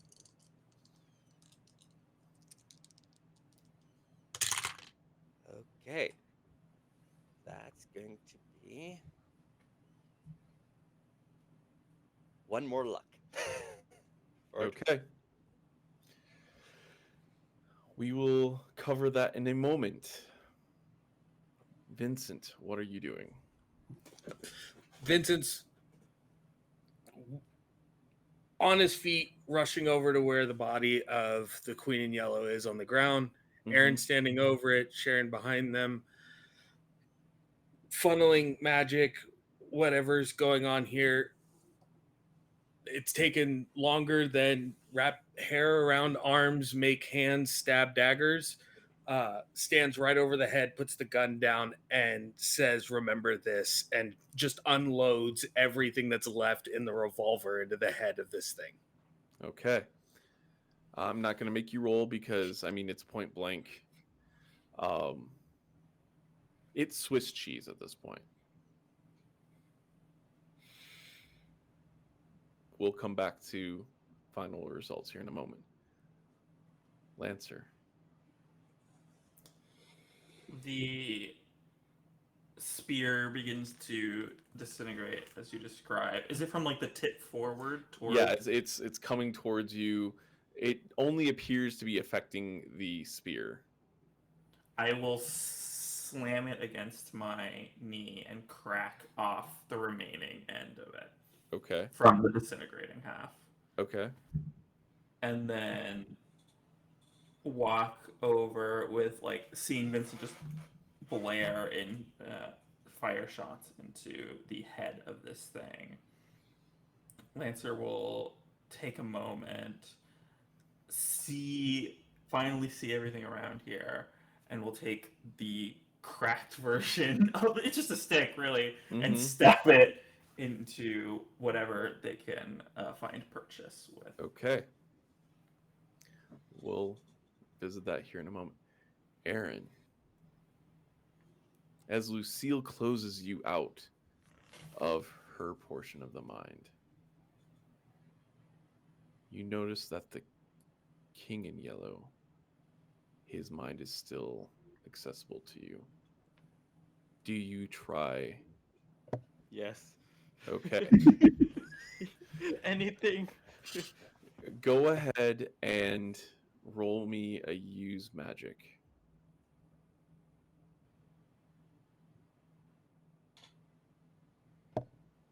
13. Okay. You successfully enter into the mind of the king in yellow. And like Sharon, or not Sharon, Lucille, you see a child who was growing up in the colonial times, who was sick, ignored by most, mistreated by many.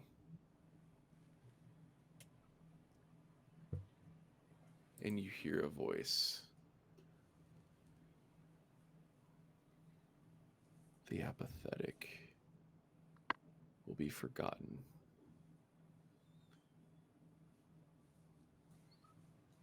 And the angry will feel my rage. I will take from this land like they took from me.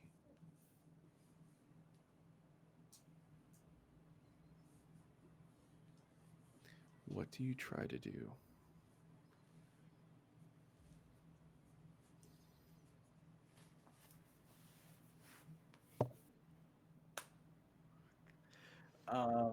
Okay. I don't want to provoke it, right? It's already angry. It already wants to take from us. Is that healthy body still available? No. Um, I ask it. I'll try to ask it what it wants from us. Like, if not to take over Chicago and eventually the rest of the world, like what can we give it to satisfy?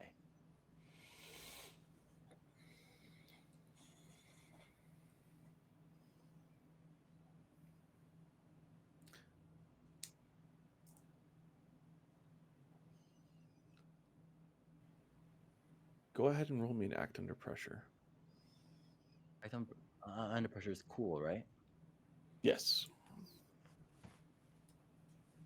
Oh, okay. It's okay. It's neutral. Okay. 7. You can use the luck if you want to.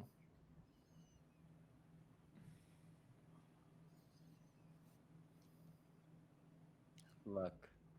Okay. With the use of a luck, Aaron, Sorry, Vincent.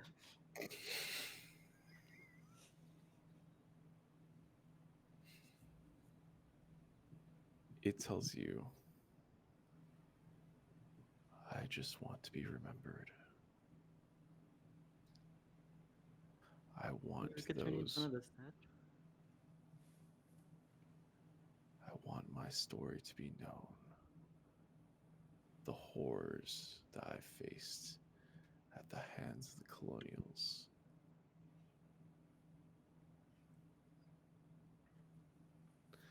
I'll fight back. You want to be remembered, but you want to erase a memory of the people of Chicago? This want has to nothing to erase- do with Chicago. This has to do with anyone who is apathetic. Anyone who is vengeful and hatred flow. As it shows you the body of a child who has been beaten and broken, feeling the pangs of starvation as it dies in a back alley or back part of Roanoke Colony, lost and alone. It dies, and as it dies, you see the King in Yellow take form, turning the people of the Roanoke Colony against themselves and those who try to assist the child now, just swept away, feeding the anger of the now demon. Yes, Aaron. Is the king in yellow something or someone that can be reasoned with? You're communicating with it right now. So, like, we can reason with him. It's not like a thing where he's just set in his ways. You can definitely try.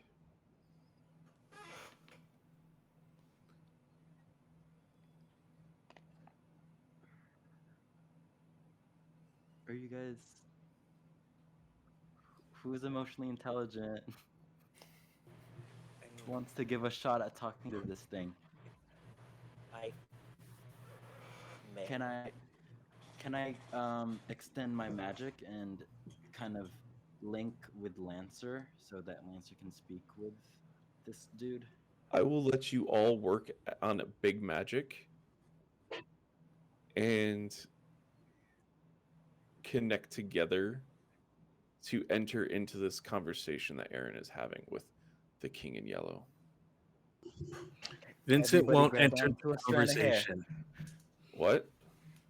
Vincent won't? Vincent won't enter the conversation.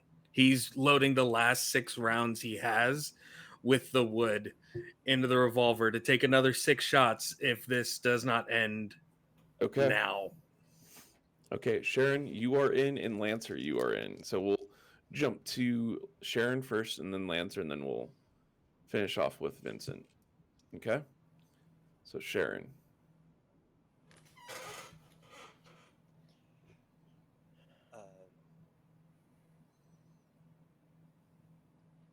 So,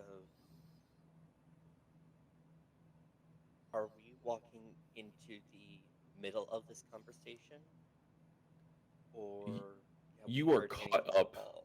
You were caught up with the Okay. conversation. Okay. Sharon will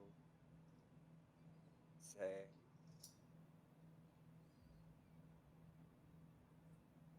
"You want to be remembered. How about we start with the name? I'm Sharon."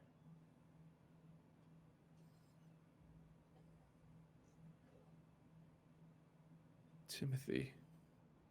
As you hear the aggressive voice kind of fade away to a child.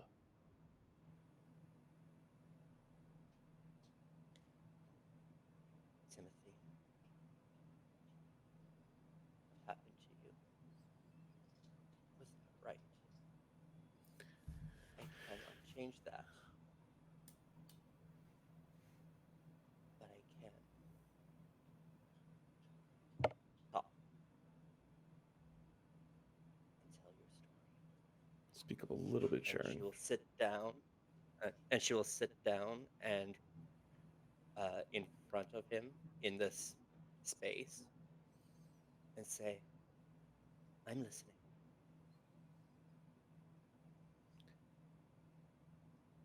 I missed the part preceding that, so Okay. So, okay. you asked it to Sharon, tell the story. yeah, so Sharon Okay. says, "What happened to you was not right.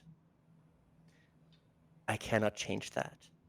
What I can do is I can talk and I can tell what happened." And she'll sit down in front of Timothy and say, "I'm listening." Okay. And instead of telling you a story, it starts to show you the memories of Timothy, starting from his mother being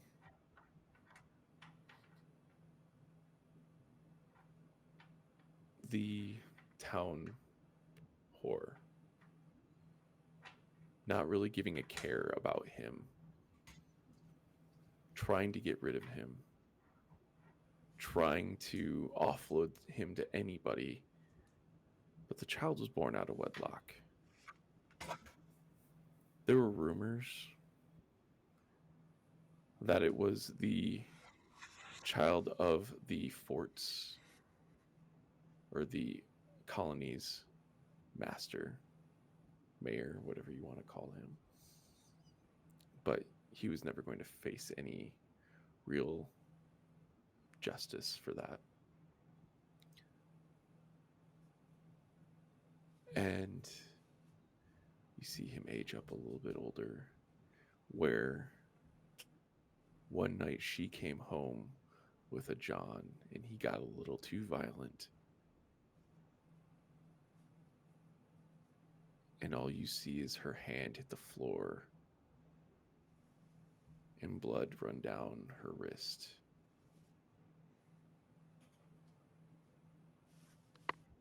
Following that, the town turned their back on him. If he had tried to approach anybody, they would kick him or shoo him off or hit him. And that's how he ended up in the pigsty behind the local tavern, covered in pig shit, dying, starving, filled with rage. And his last gasps, he asked why. Why was I forgotten?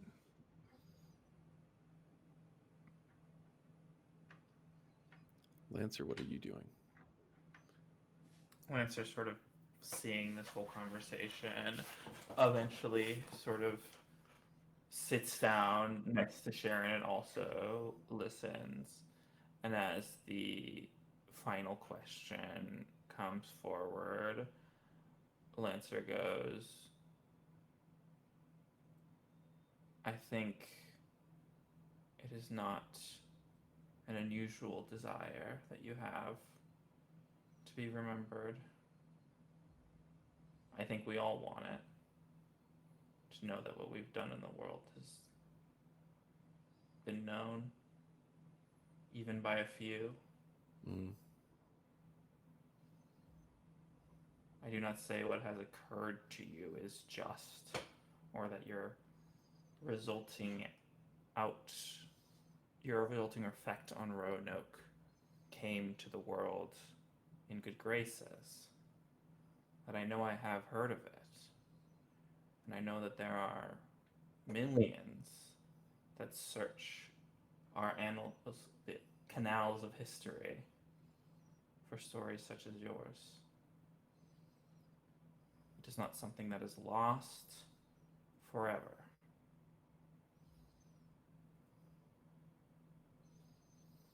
What do you suggest?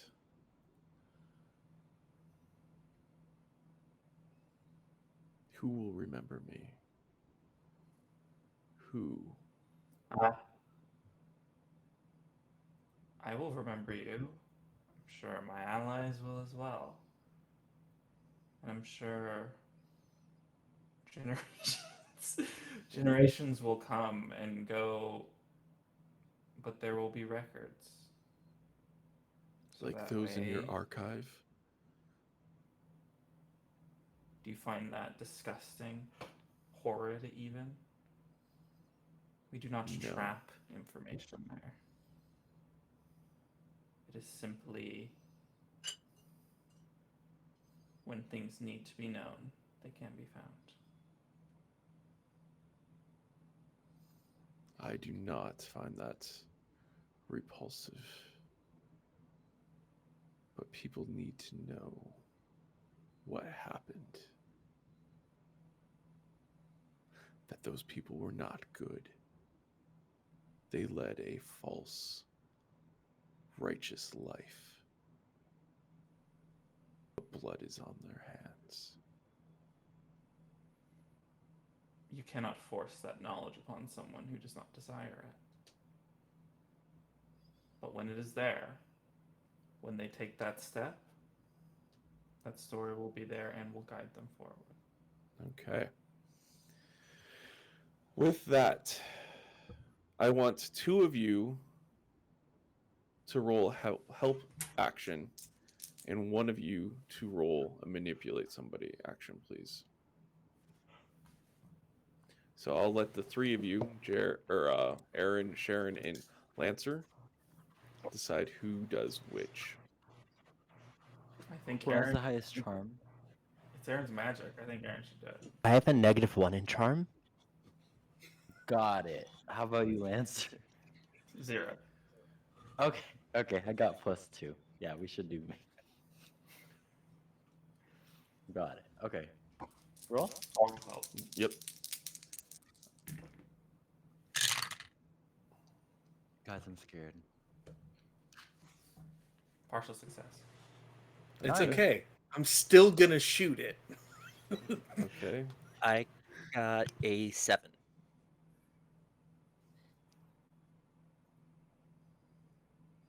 Okay. Come on. So with Aaron's 10 plus 2 from the assistance of Lancer and Sharon, you get a 12. And with a 12,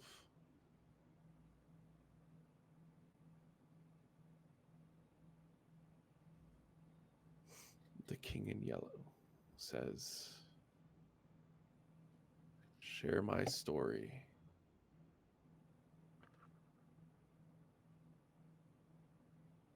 And he breathes out, and the body dissipates as the King in Yellow's consciousness lets out a sigh, and you see energy being released. And Aaron, your hair becomes loose. And as you all come out of this magic meeting place, you are greeted by the body of Lucille, busted apart, injured. I change guns. And she looks up at Sharon. And she just says, "You would have been nothing without me." And Vincent, I'm going to give Sharon one chance to give a response and then roll me your attack roll. Kick some ass, please. Absolutely. Sharon appears beside her and is kneeling down. She says, "That doesn't matter. one point, you were my mother. And I suppose for old time's sake, I love you, Mom. And Vincent, what was your kick some ass roll? That would be a 15. All right, and do you unload the entire clip or entire set of rounds? You mean my witch be gone ammunition? Absolutely, because there was still 5 rounds left for this one. Okay, so yeah, you just unload, and you see the light leave Lucille's eyes. And as that happens, her body begins to decay even further. Body and bones and sinew just turn to dust.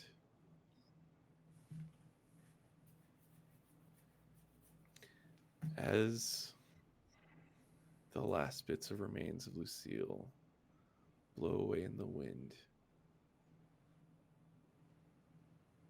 Connor appears to just walk in and calls your attention over.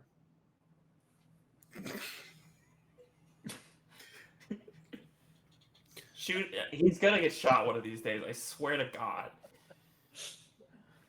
Where the hell have you been?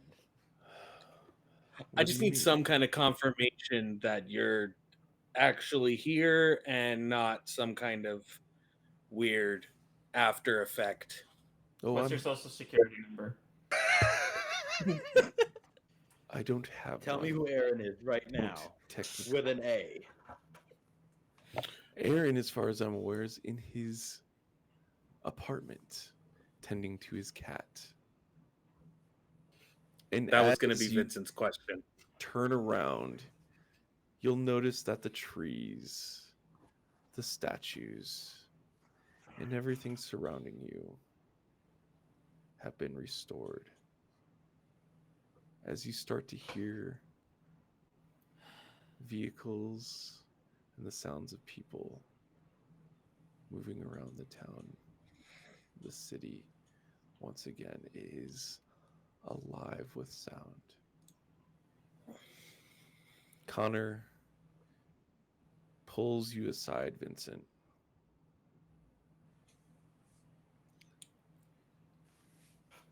It seems that Sicarius has gone rogue More and than that. splintered. I have contact with the sects that have separated and are like myself. We can align for the time being until I can fix that rot from the inside. I may be willing to offer you and your compatriots protection and resources through our agency if you are interested. They pose As a long threat. as you know my end goal is cleaning that out.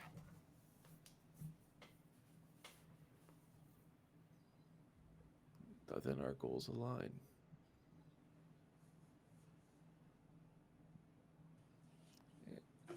Connor then turns to Sharon and Aaron.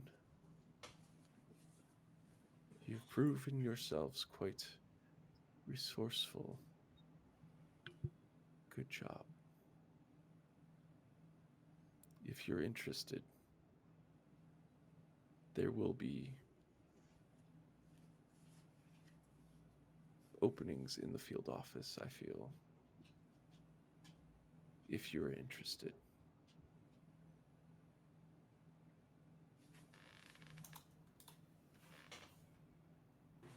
Vincent grabs the daggers that were left on the ground and gives them to Lancer. The daggers disintegrated.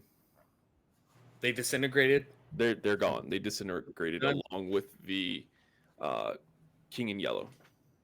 Okay. spooky dog thing taken care of. Now you don't got to get in trouble for that. Sounds good to me. Sharon Sharon says- Oh, go ahead. Sharon says to Connor,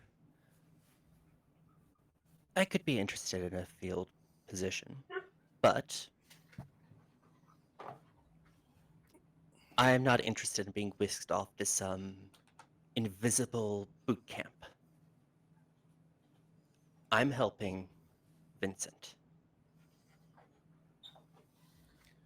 Fair enough. How about you, Aaron? After everything that's gone on, I think I'm gonna have to take a little bit of a break. I mean, if you guys need me in the future, I'm willing to help. You have your ways of finding me, but in terms of a permanent spot, maybe hold that open for somebody else more committed. You see, I was hoping you would take me up on my offer, as we happen to know of a loophole in your contract. How do you know about that? Oh, we know so much about you. At least give me a day, shower, cut off my hair. You know how heavy this thing is? That is perfectly fine. We offer good benefits, good pay, and training for those who want it. You may find yourself in a good position with us. Why the hell not? Count me in. Excellent. And Lancer,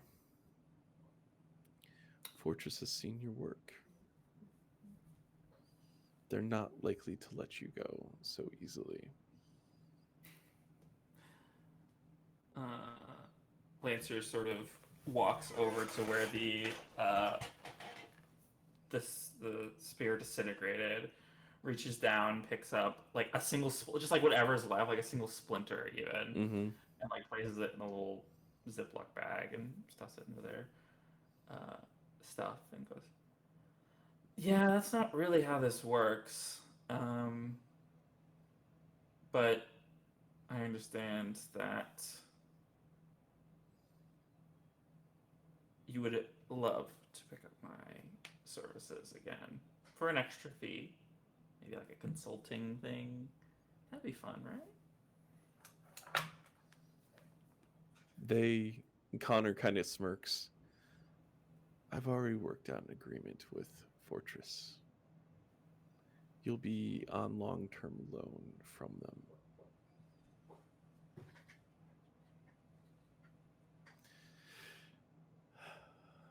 Some of the weapons that we have need to be identified. You may find that your needs for a new weapon can be met with us. And Aaron, oh, go ahead, Lancer. No, I was just breathing. Okay. Aaron, in the back of your mind, you hear the Crossroads Demon. You played your part very well, Little Pawn. Thank you for returning my child to me.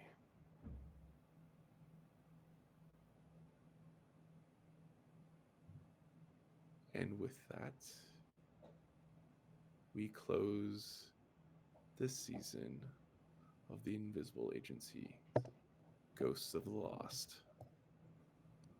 What the hell? I hope everyone enjoyed watching this as much as we enjoyed playing it. We're going to jump into our stars, I think, is the next bit here. We're going to start with Aaron, Jer.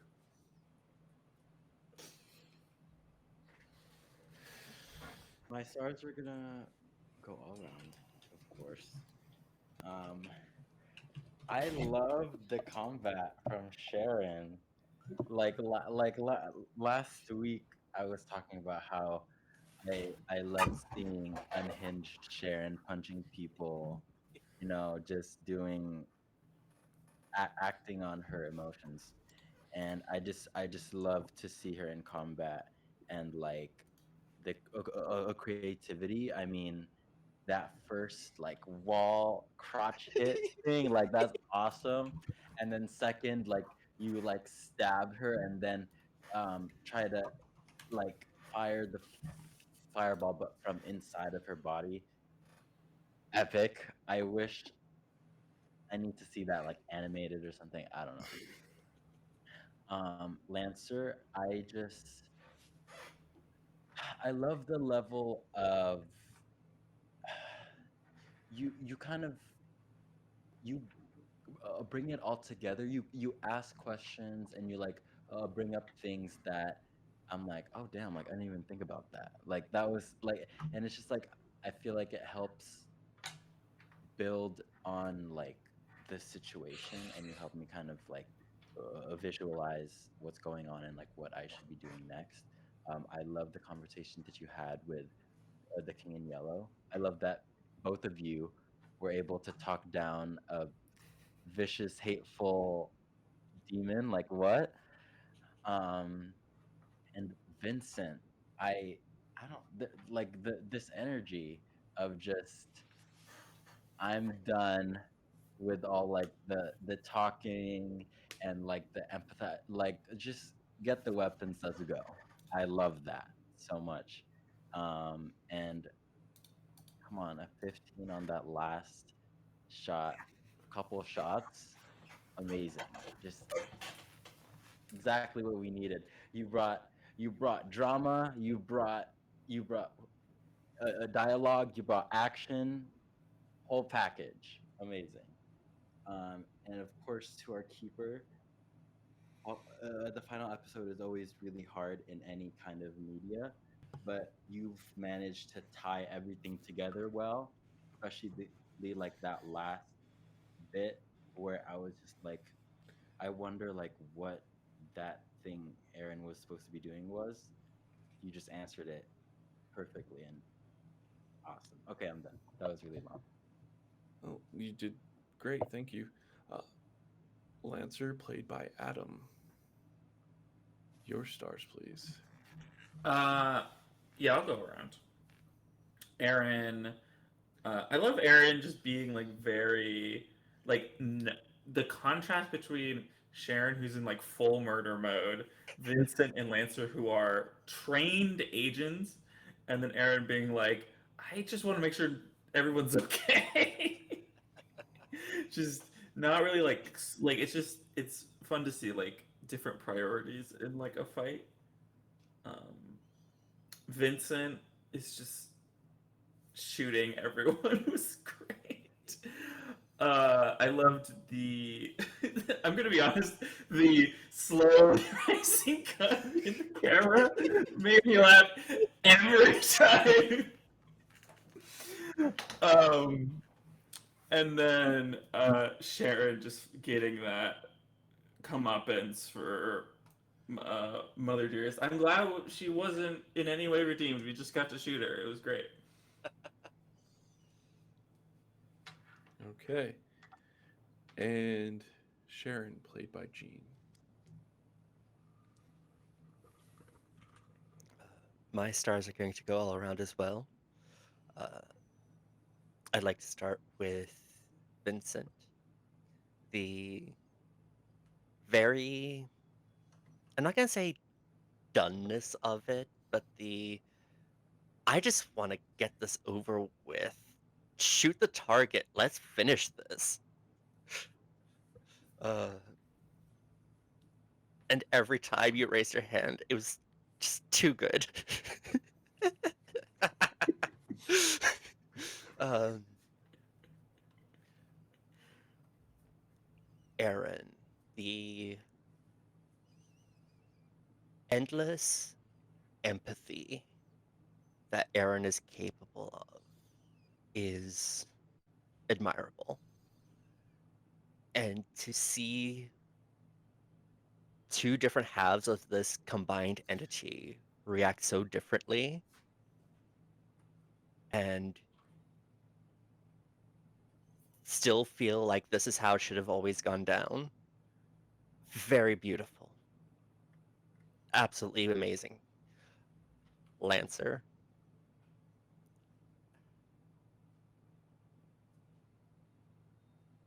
I think my favorite moment is snapping the disintegrating weapon in half to preserve some of it, and then just continuing to beat a dead horse with it. And then finally, our wonderful keeper. I don't think I could have imagined a better closure than what we got for all of us. I'm so happy to see where the agency goes next. Thank you. And Vincent, played by our own Arclight Court. I'm gonna start with the keeper. Fuck you. I was supposed to die. I was supposed to die. That was supposed to be the end of it.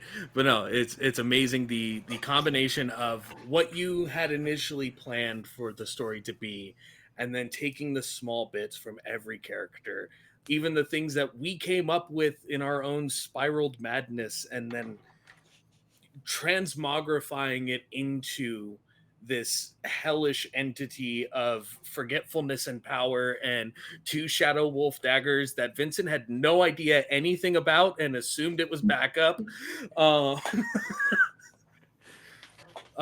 Beautiful, well done. It's a symphony of storytelling through and through. Lancer, you are the grounding line for this team. You're like the hey, you do magic, you do magic, you're a sociopath. This is the right way to do things. Like you're this is the way to go. These are the steps to have. And in games that have fantastical elements and supernatural things that are happening, it's hard. It's harder to be that grounding force in a mystical, mystifying, dark fantasy world or environment, and you've done such an amazing job of being that as Lancer while still participating in the horrific, monstrous dark forces that we were interacting with. So very big kudos to you on your capabilities as a playing the character and then maintaining this level-headedness of a trained person who's seen this world and been a part of it for so long. Aaron, your heart's too big. Heart too big. This was big bad guy. You just shoot bad guy, but you were dedicated to everyone else is fighting against it. Let me reason. Let me show compassion. Let me show understanding. Let me show some semblance of humanity that maybe this entity hasn't experienced or doesn't know. And even if it wasn't a thought out or a planned thing to intrinsically go that way and play through those moments, again, speaks wonders of your capabilities of playing a character and stepping into that character as well. Did amazing. I love it. You're great. Keep that in mind from this point forward. Anybody says otherwise, you come talk to Vincent and we'll get one of these. Sharon going balls to the wall, literally, against Monster Dearest. Beautiful. Amazing. That's the Vincent. That's Vincent's, response to things that Sharon has gone like, no, that's really good way to handle situations. I'm using this. and seeing these different aspects of the people that Sharon has found themselves surrounded with and applying them, having the empathy to have that final conversation with Lucille, having that grounded level-headedness to understand there are other things at play that we need to contend with before we just hurl ourselves into one thing or another, even as emotionally charged as she was. Amazing job. Love it through and through. And star for me, I don't think anybody else caught it. Remember this as I continued to unload rounds into the King in Yellow's face, who canonically has been making everyone forget things. And I feel like we missed that line, and I loved that line. Oh no, It was a beautiful line. It was an amazing line. Oh. I was actually going to mention that. So, But that is what I have for everyone here. And now it's the keeper's turn. yes. Tell us nice things about us. Go. And Yeah. yourself. Sharon was the worst character Especially ever. yourself. No. Honestly, if I could give 1,000,000 stars, like for the entire series, you all have grown as players and really poured parts of yourself into the characters that you're portraying. Absolutely phenomenal. I don't think this season of the Invisible Agency could have gone better with anybody else. You all have done amazing. There are times that you guys have made me want to tear up from some of the heartfelt pieces. Thank you, Shy.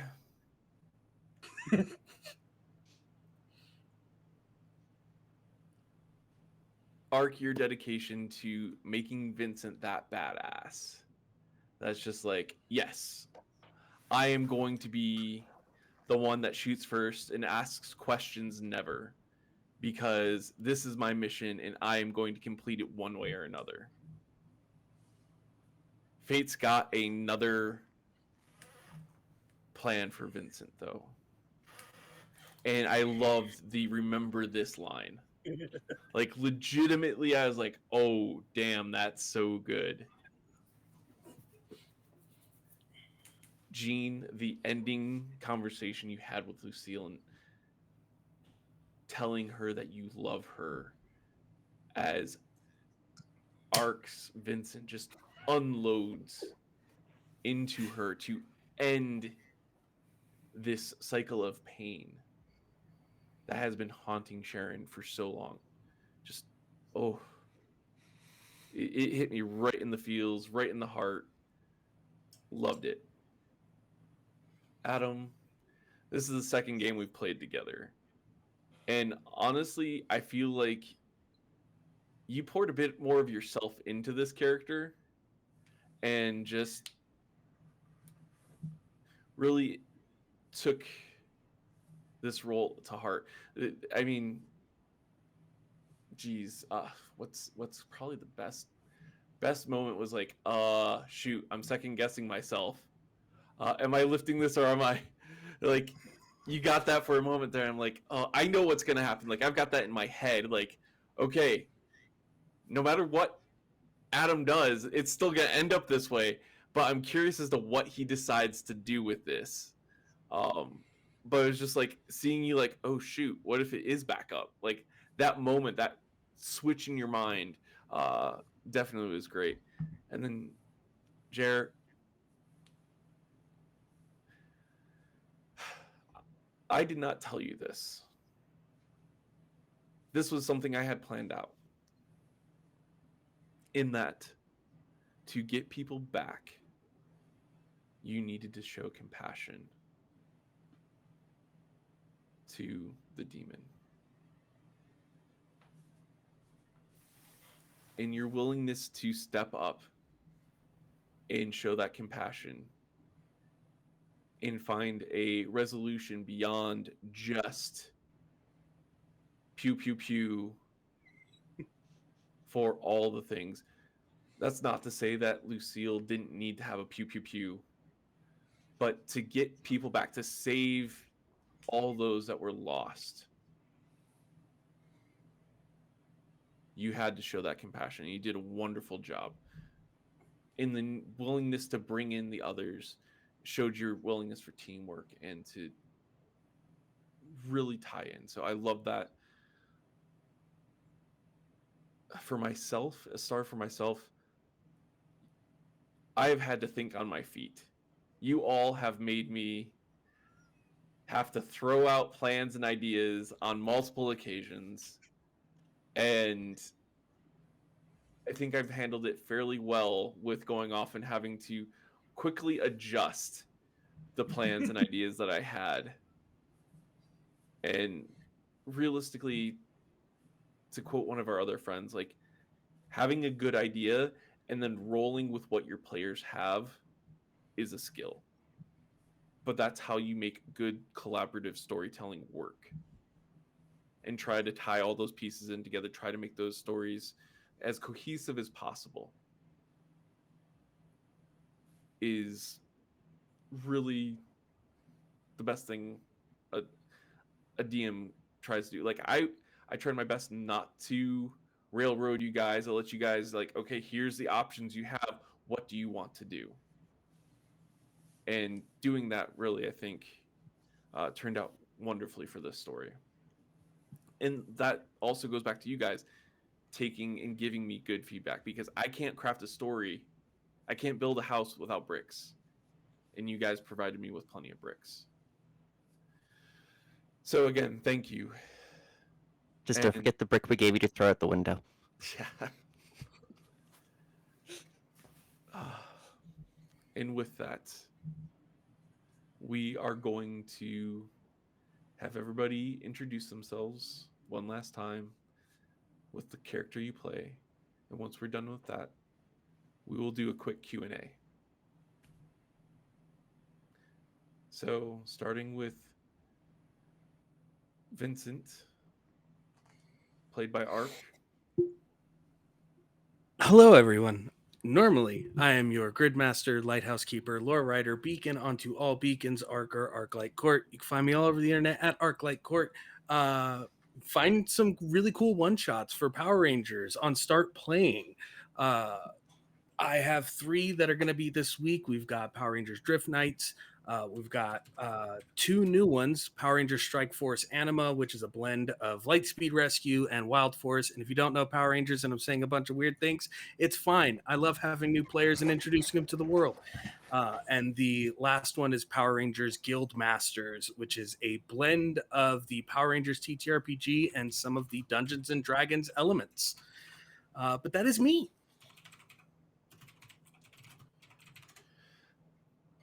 Thank you, Ark. And Sharon, played by Jean. Hello, I am Gene Wolfire. You can find me at JEAN_WOLFYRE on Instagram and on Twitch. There is a YouTube channel coming. It's not ready yet. But I am trying to stream on Fridays. Hopefully it's getting more consistent with that, and I hope to see you there. Join one of Arc Start playing sessions. They are amazing, absolutely wonderful. You will love every minute with this man. Conscience? And Lancer, played by Adam. Hi, I'm Adam. I go by Adalo, something 001, ADALO, on most things. I mainly use Blue Sky right now, where you can find some fun Lancer art that I commissioned, if you didn't hear that last time. So it's Adalo001 at Blue Sky. So they have the same link. They all have the same link. Yeah. Okay. And finally, last but not least, Aaron, played by Jer. Hello, I am Jer.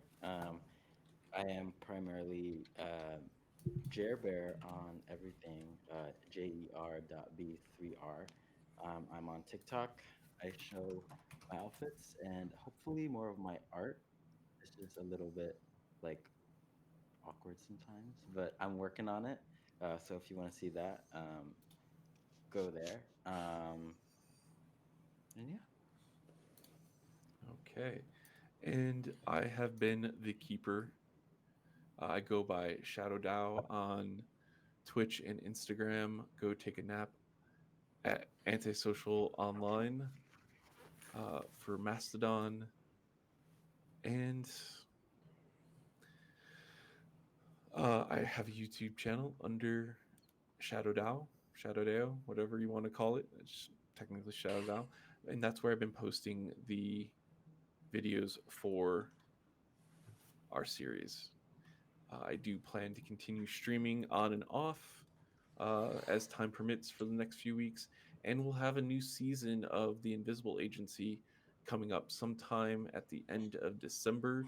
So there will be a uh, call for players on my website, shadowttrpg.com. So if you want to check out there, I will post in the discords that a lot of us are in to be able to see that. I'll post a link in chat for the website. You all have been amazing, wonderful. I would like to open up for any Q&A. That goes for the players, that goes for anybody in the chat. If you've got questions, I'd be more than happy to try and answer those for you. Before we get to that, if you're watching this on YouTube, hit subscribe, hit the like button, make sure you hit the bell to turn on notifications. And Catch you comment later. what your favorite breakfast cereal is. Or favorite moment. Comment favorite comment moment. Breakfast cereal down. first, and then favorite moment. Yeah, 2 comments.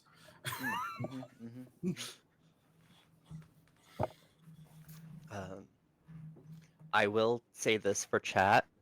The fate you chose for Sharon did come to pass. She survived and gets to Scooby Doo another day. Okay. So I'm open to any questions from the players or chat, and if chat has questions for any of the players, I will see if I can course an answer out of them. Also, thank you, Ray, for the subscription. Coerce. Depends on the question. Nah, I'll just answer it. I'll just tell you. Okay. Tell it. So players, Like the do you- reason. Go ahead. Oh, I was gonna say because I know it's either going to come up or somebody is going to ask eventually. Vincent didn't want to go in to talk with the King in Yellow or Lucille at all because in his mind, all of the monsters start from I was just a regular person. I was just in a bad situation and then became this. That doesn't make it okay. That doesn't make me think it's all right that you did what you did. You still got to go. You did really bad stuff. There's no way I'm going to let you get away with this again. Mm-hmm. Oh, well, that makes sense. Any of the players, any questions about the story, how I came up with some of these things, anything like that? Yeah, when did we end up in Chicago? I thought it was Boston the whole time. I think that's where we were the whole time. Actually, I think it was a retcon. Vince is directionally challenged, as we have now established. Vincent goes everywhere all the time, so he's always like, "Where?" I don't even. Maybe he was in Boston before this one. It was like, "Oh, it was only an hour to get here. I must still be in Boston." Fair enough. Okay. What was your inspiration behind like specifically like the theme of a memory and like forgetting and kind of like Hmm. that theme slash vibe, because it's very consistent, and I thought that it might have come from somewhere. Um, it actually came from one of my writings. So, for those of you that don't know, um, when I have time, I will write short stories. They can be as short as like a page. Some of them are, I think, longest one I've got is like 5 chapters, and it's just what comes to mind, and I start writing. And so I went back and started reading some of those things and got some ideas. And so based on that writing, I did a idea tree, and that's kind of how this all came to pass. That's awesome. Would you have committed to killing all of Chicago forever? Oh yeah, legitimately, like Oh yeah. We Me and had to Shadow go had and these be compassionate with the conversations. demon. yeah. So if Jer had not shown compassion to the demon, you would have still been able to kill it. But then Aaron and everyone else would have been lost. No way. Yeah. Also, side note, Juicy. with showing compassion to the demon, you've restored cities that were once lost. There are now more people restored. People from across time are now back. we walk out of there and someone's like, "Hey, I'm from this new place that we've never heard of," and there's just like a whole new state. Yep. Back from where With a they were completely taken. different accent. So they returned back from where they were taken. So those towns that were wiped off the map, all are back from whatever time period. So it was essentially a point in time freeze. So they put back in the correct place in time, No, or now they come back now? they come back. We We got have a bunch of modern horse Mayans. buggies. Wait. We got... Imagine like some guy like down the street with a bunch of cars like on his horse. Like what the hell? Just get to We my have an car. entire Mayan village in modern time that Mhm. has had its population returned. Yep. I want to see that story. Because that was in Aaron's research. Yep. Wait, the Twin Towers was one of them, right? No. Yeah. The Twin Wasn't Towers. there- What That was the was- Steel Beams? So that was a reference to an alternate timeline or reality that people like the conspiracy theory being Of like Berenstein Bears. in That... another timeline, I gotcha. Mhm. That one. and Yeah, so I those gotcha. collapsed in on themselves, and so elements from that timeline have memory altering protection effect essentially. I think it I would see your have been really funny. hydrating, Ray. It would be really funny if we accidentally undid 9/11. Right. We're Kermit the Frog? Oh, it makes so much more sense now. It all makes sense now. No. I do have a question for chat, and I'll give them a moment to respond because it is a little bit of delay. What were your guys' favorite moments of the series? Any episode, anything like that? Love to hear it. That's also for anybody who's watching on YouTube.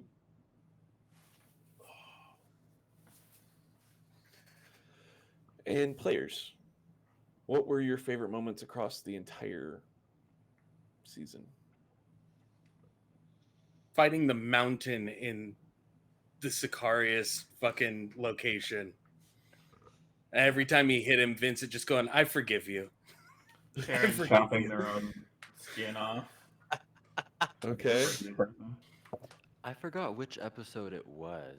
but it was the first time we kind of, I don't know if it was the first time, but it was when the King in Yellow was a little bit more tangible, and we were following it at the subway station.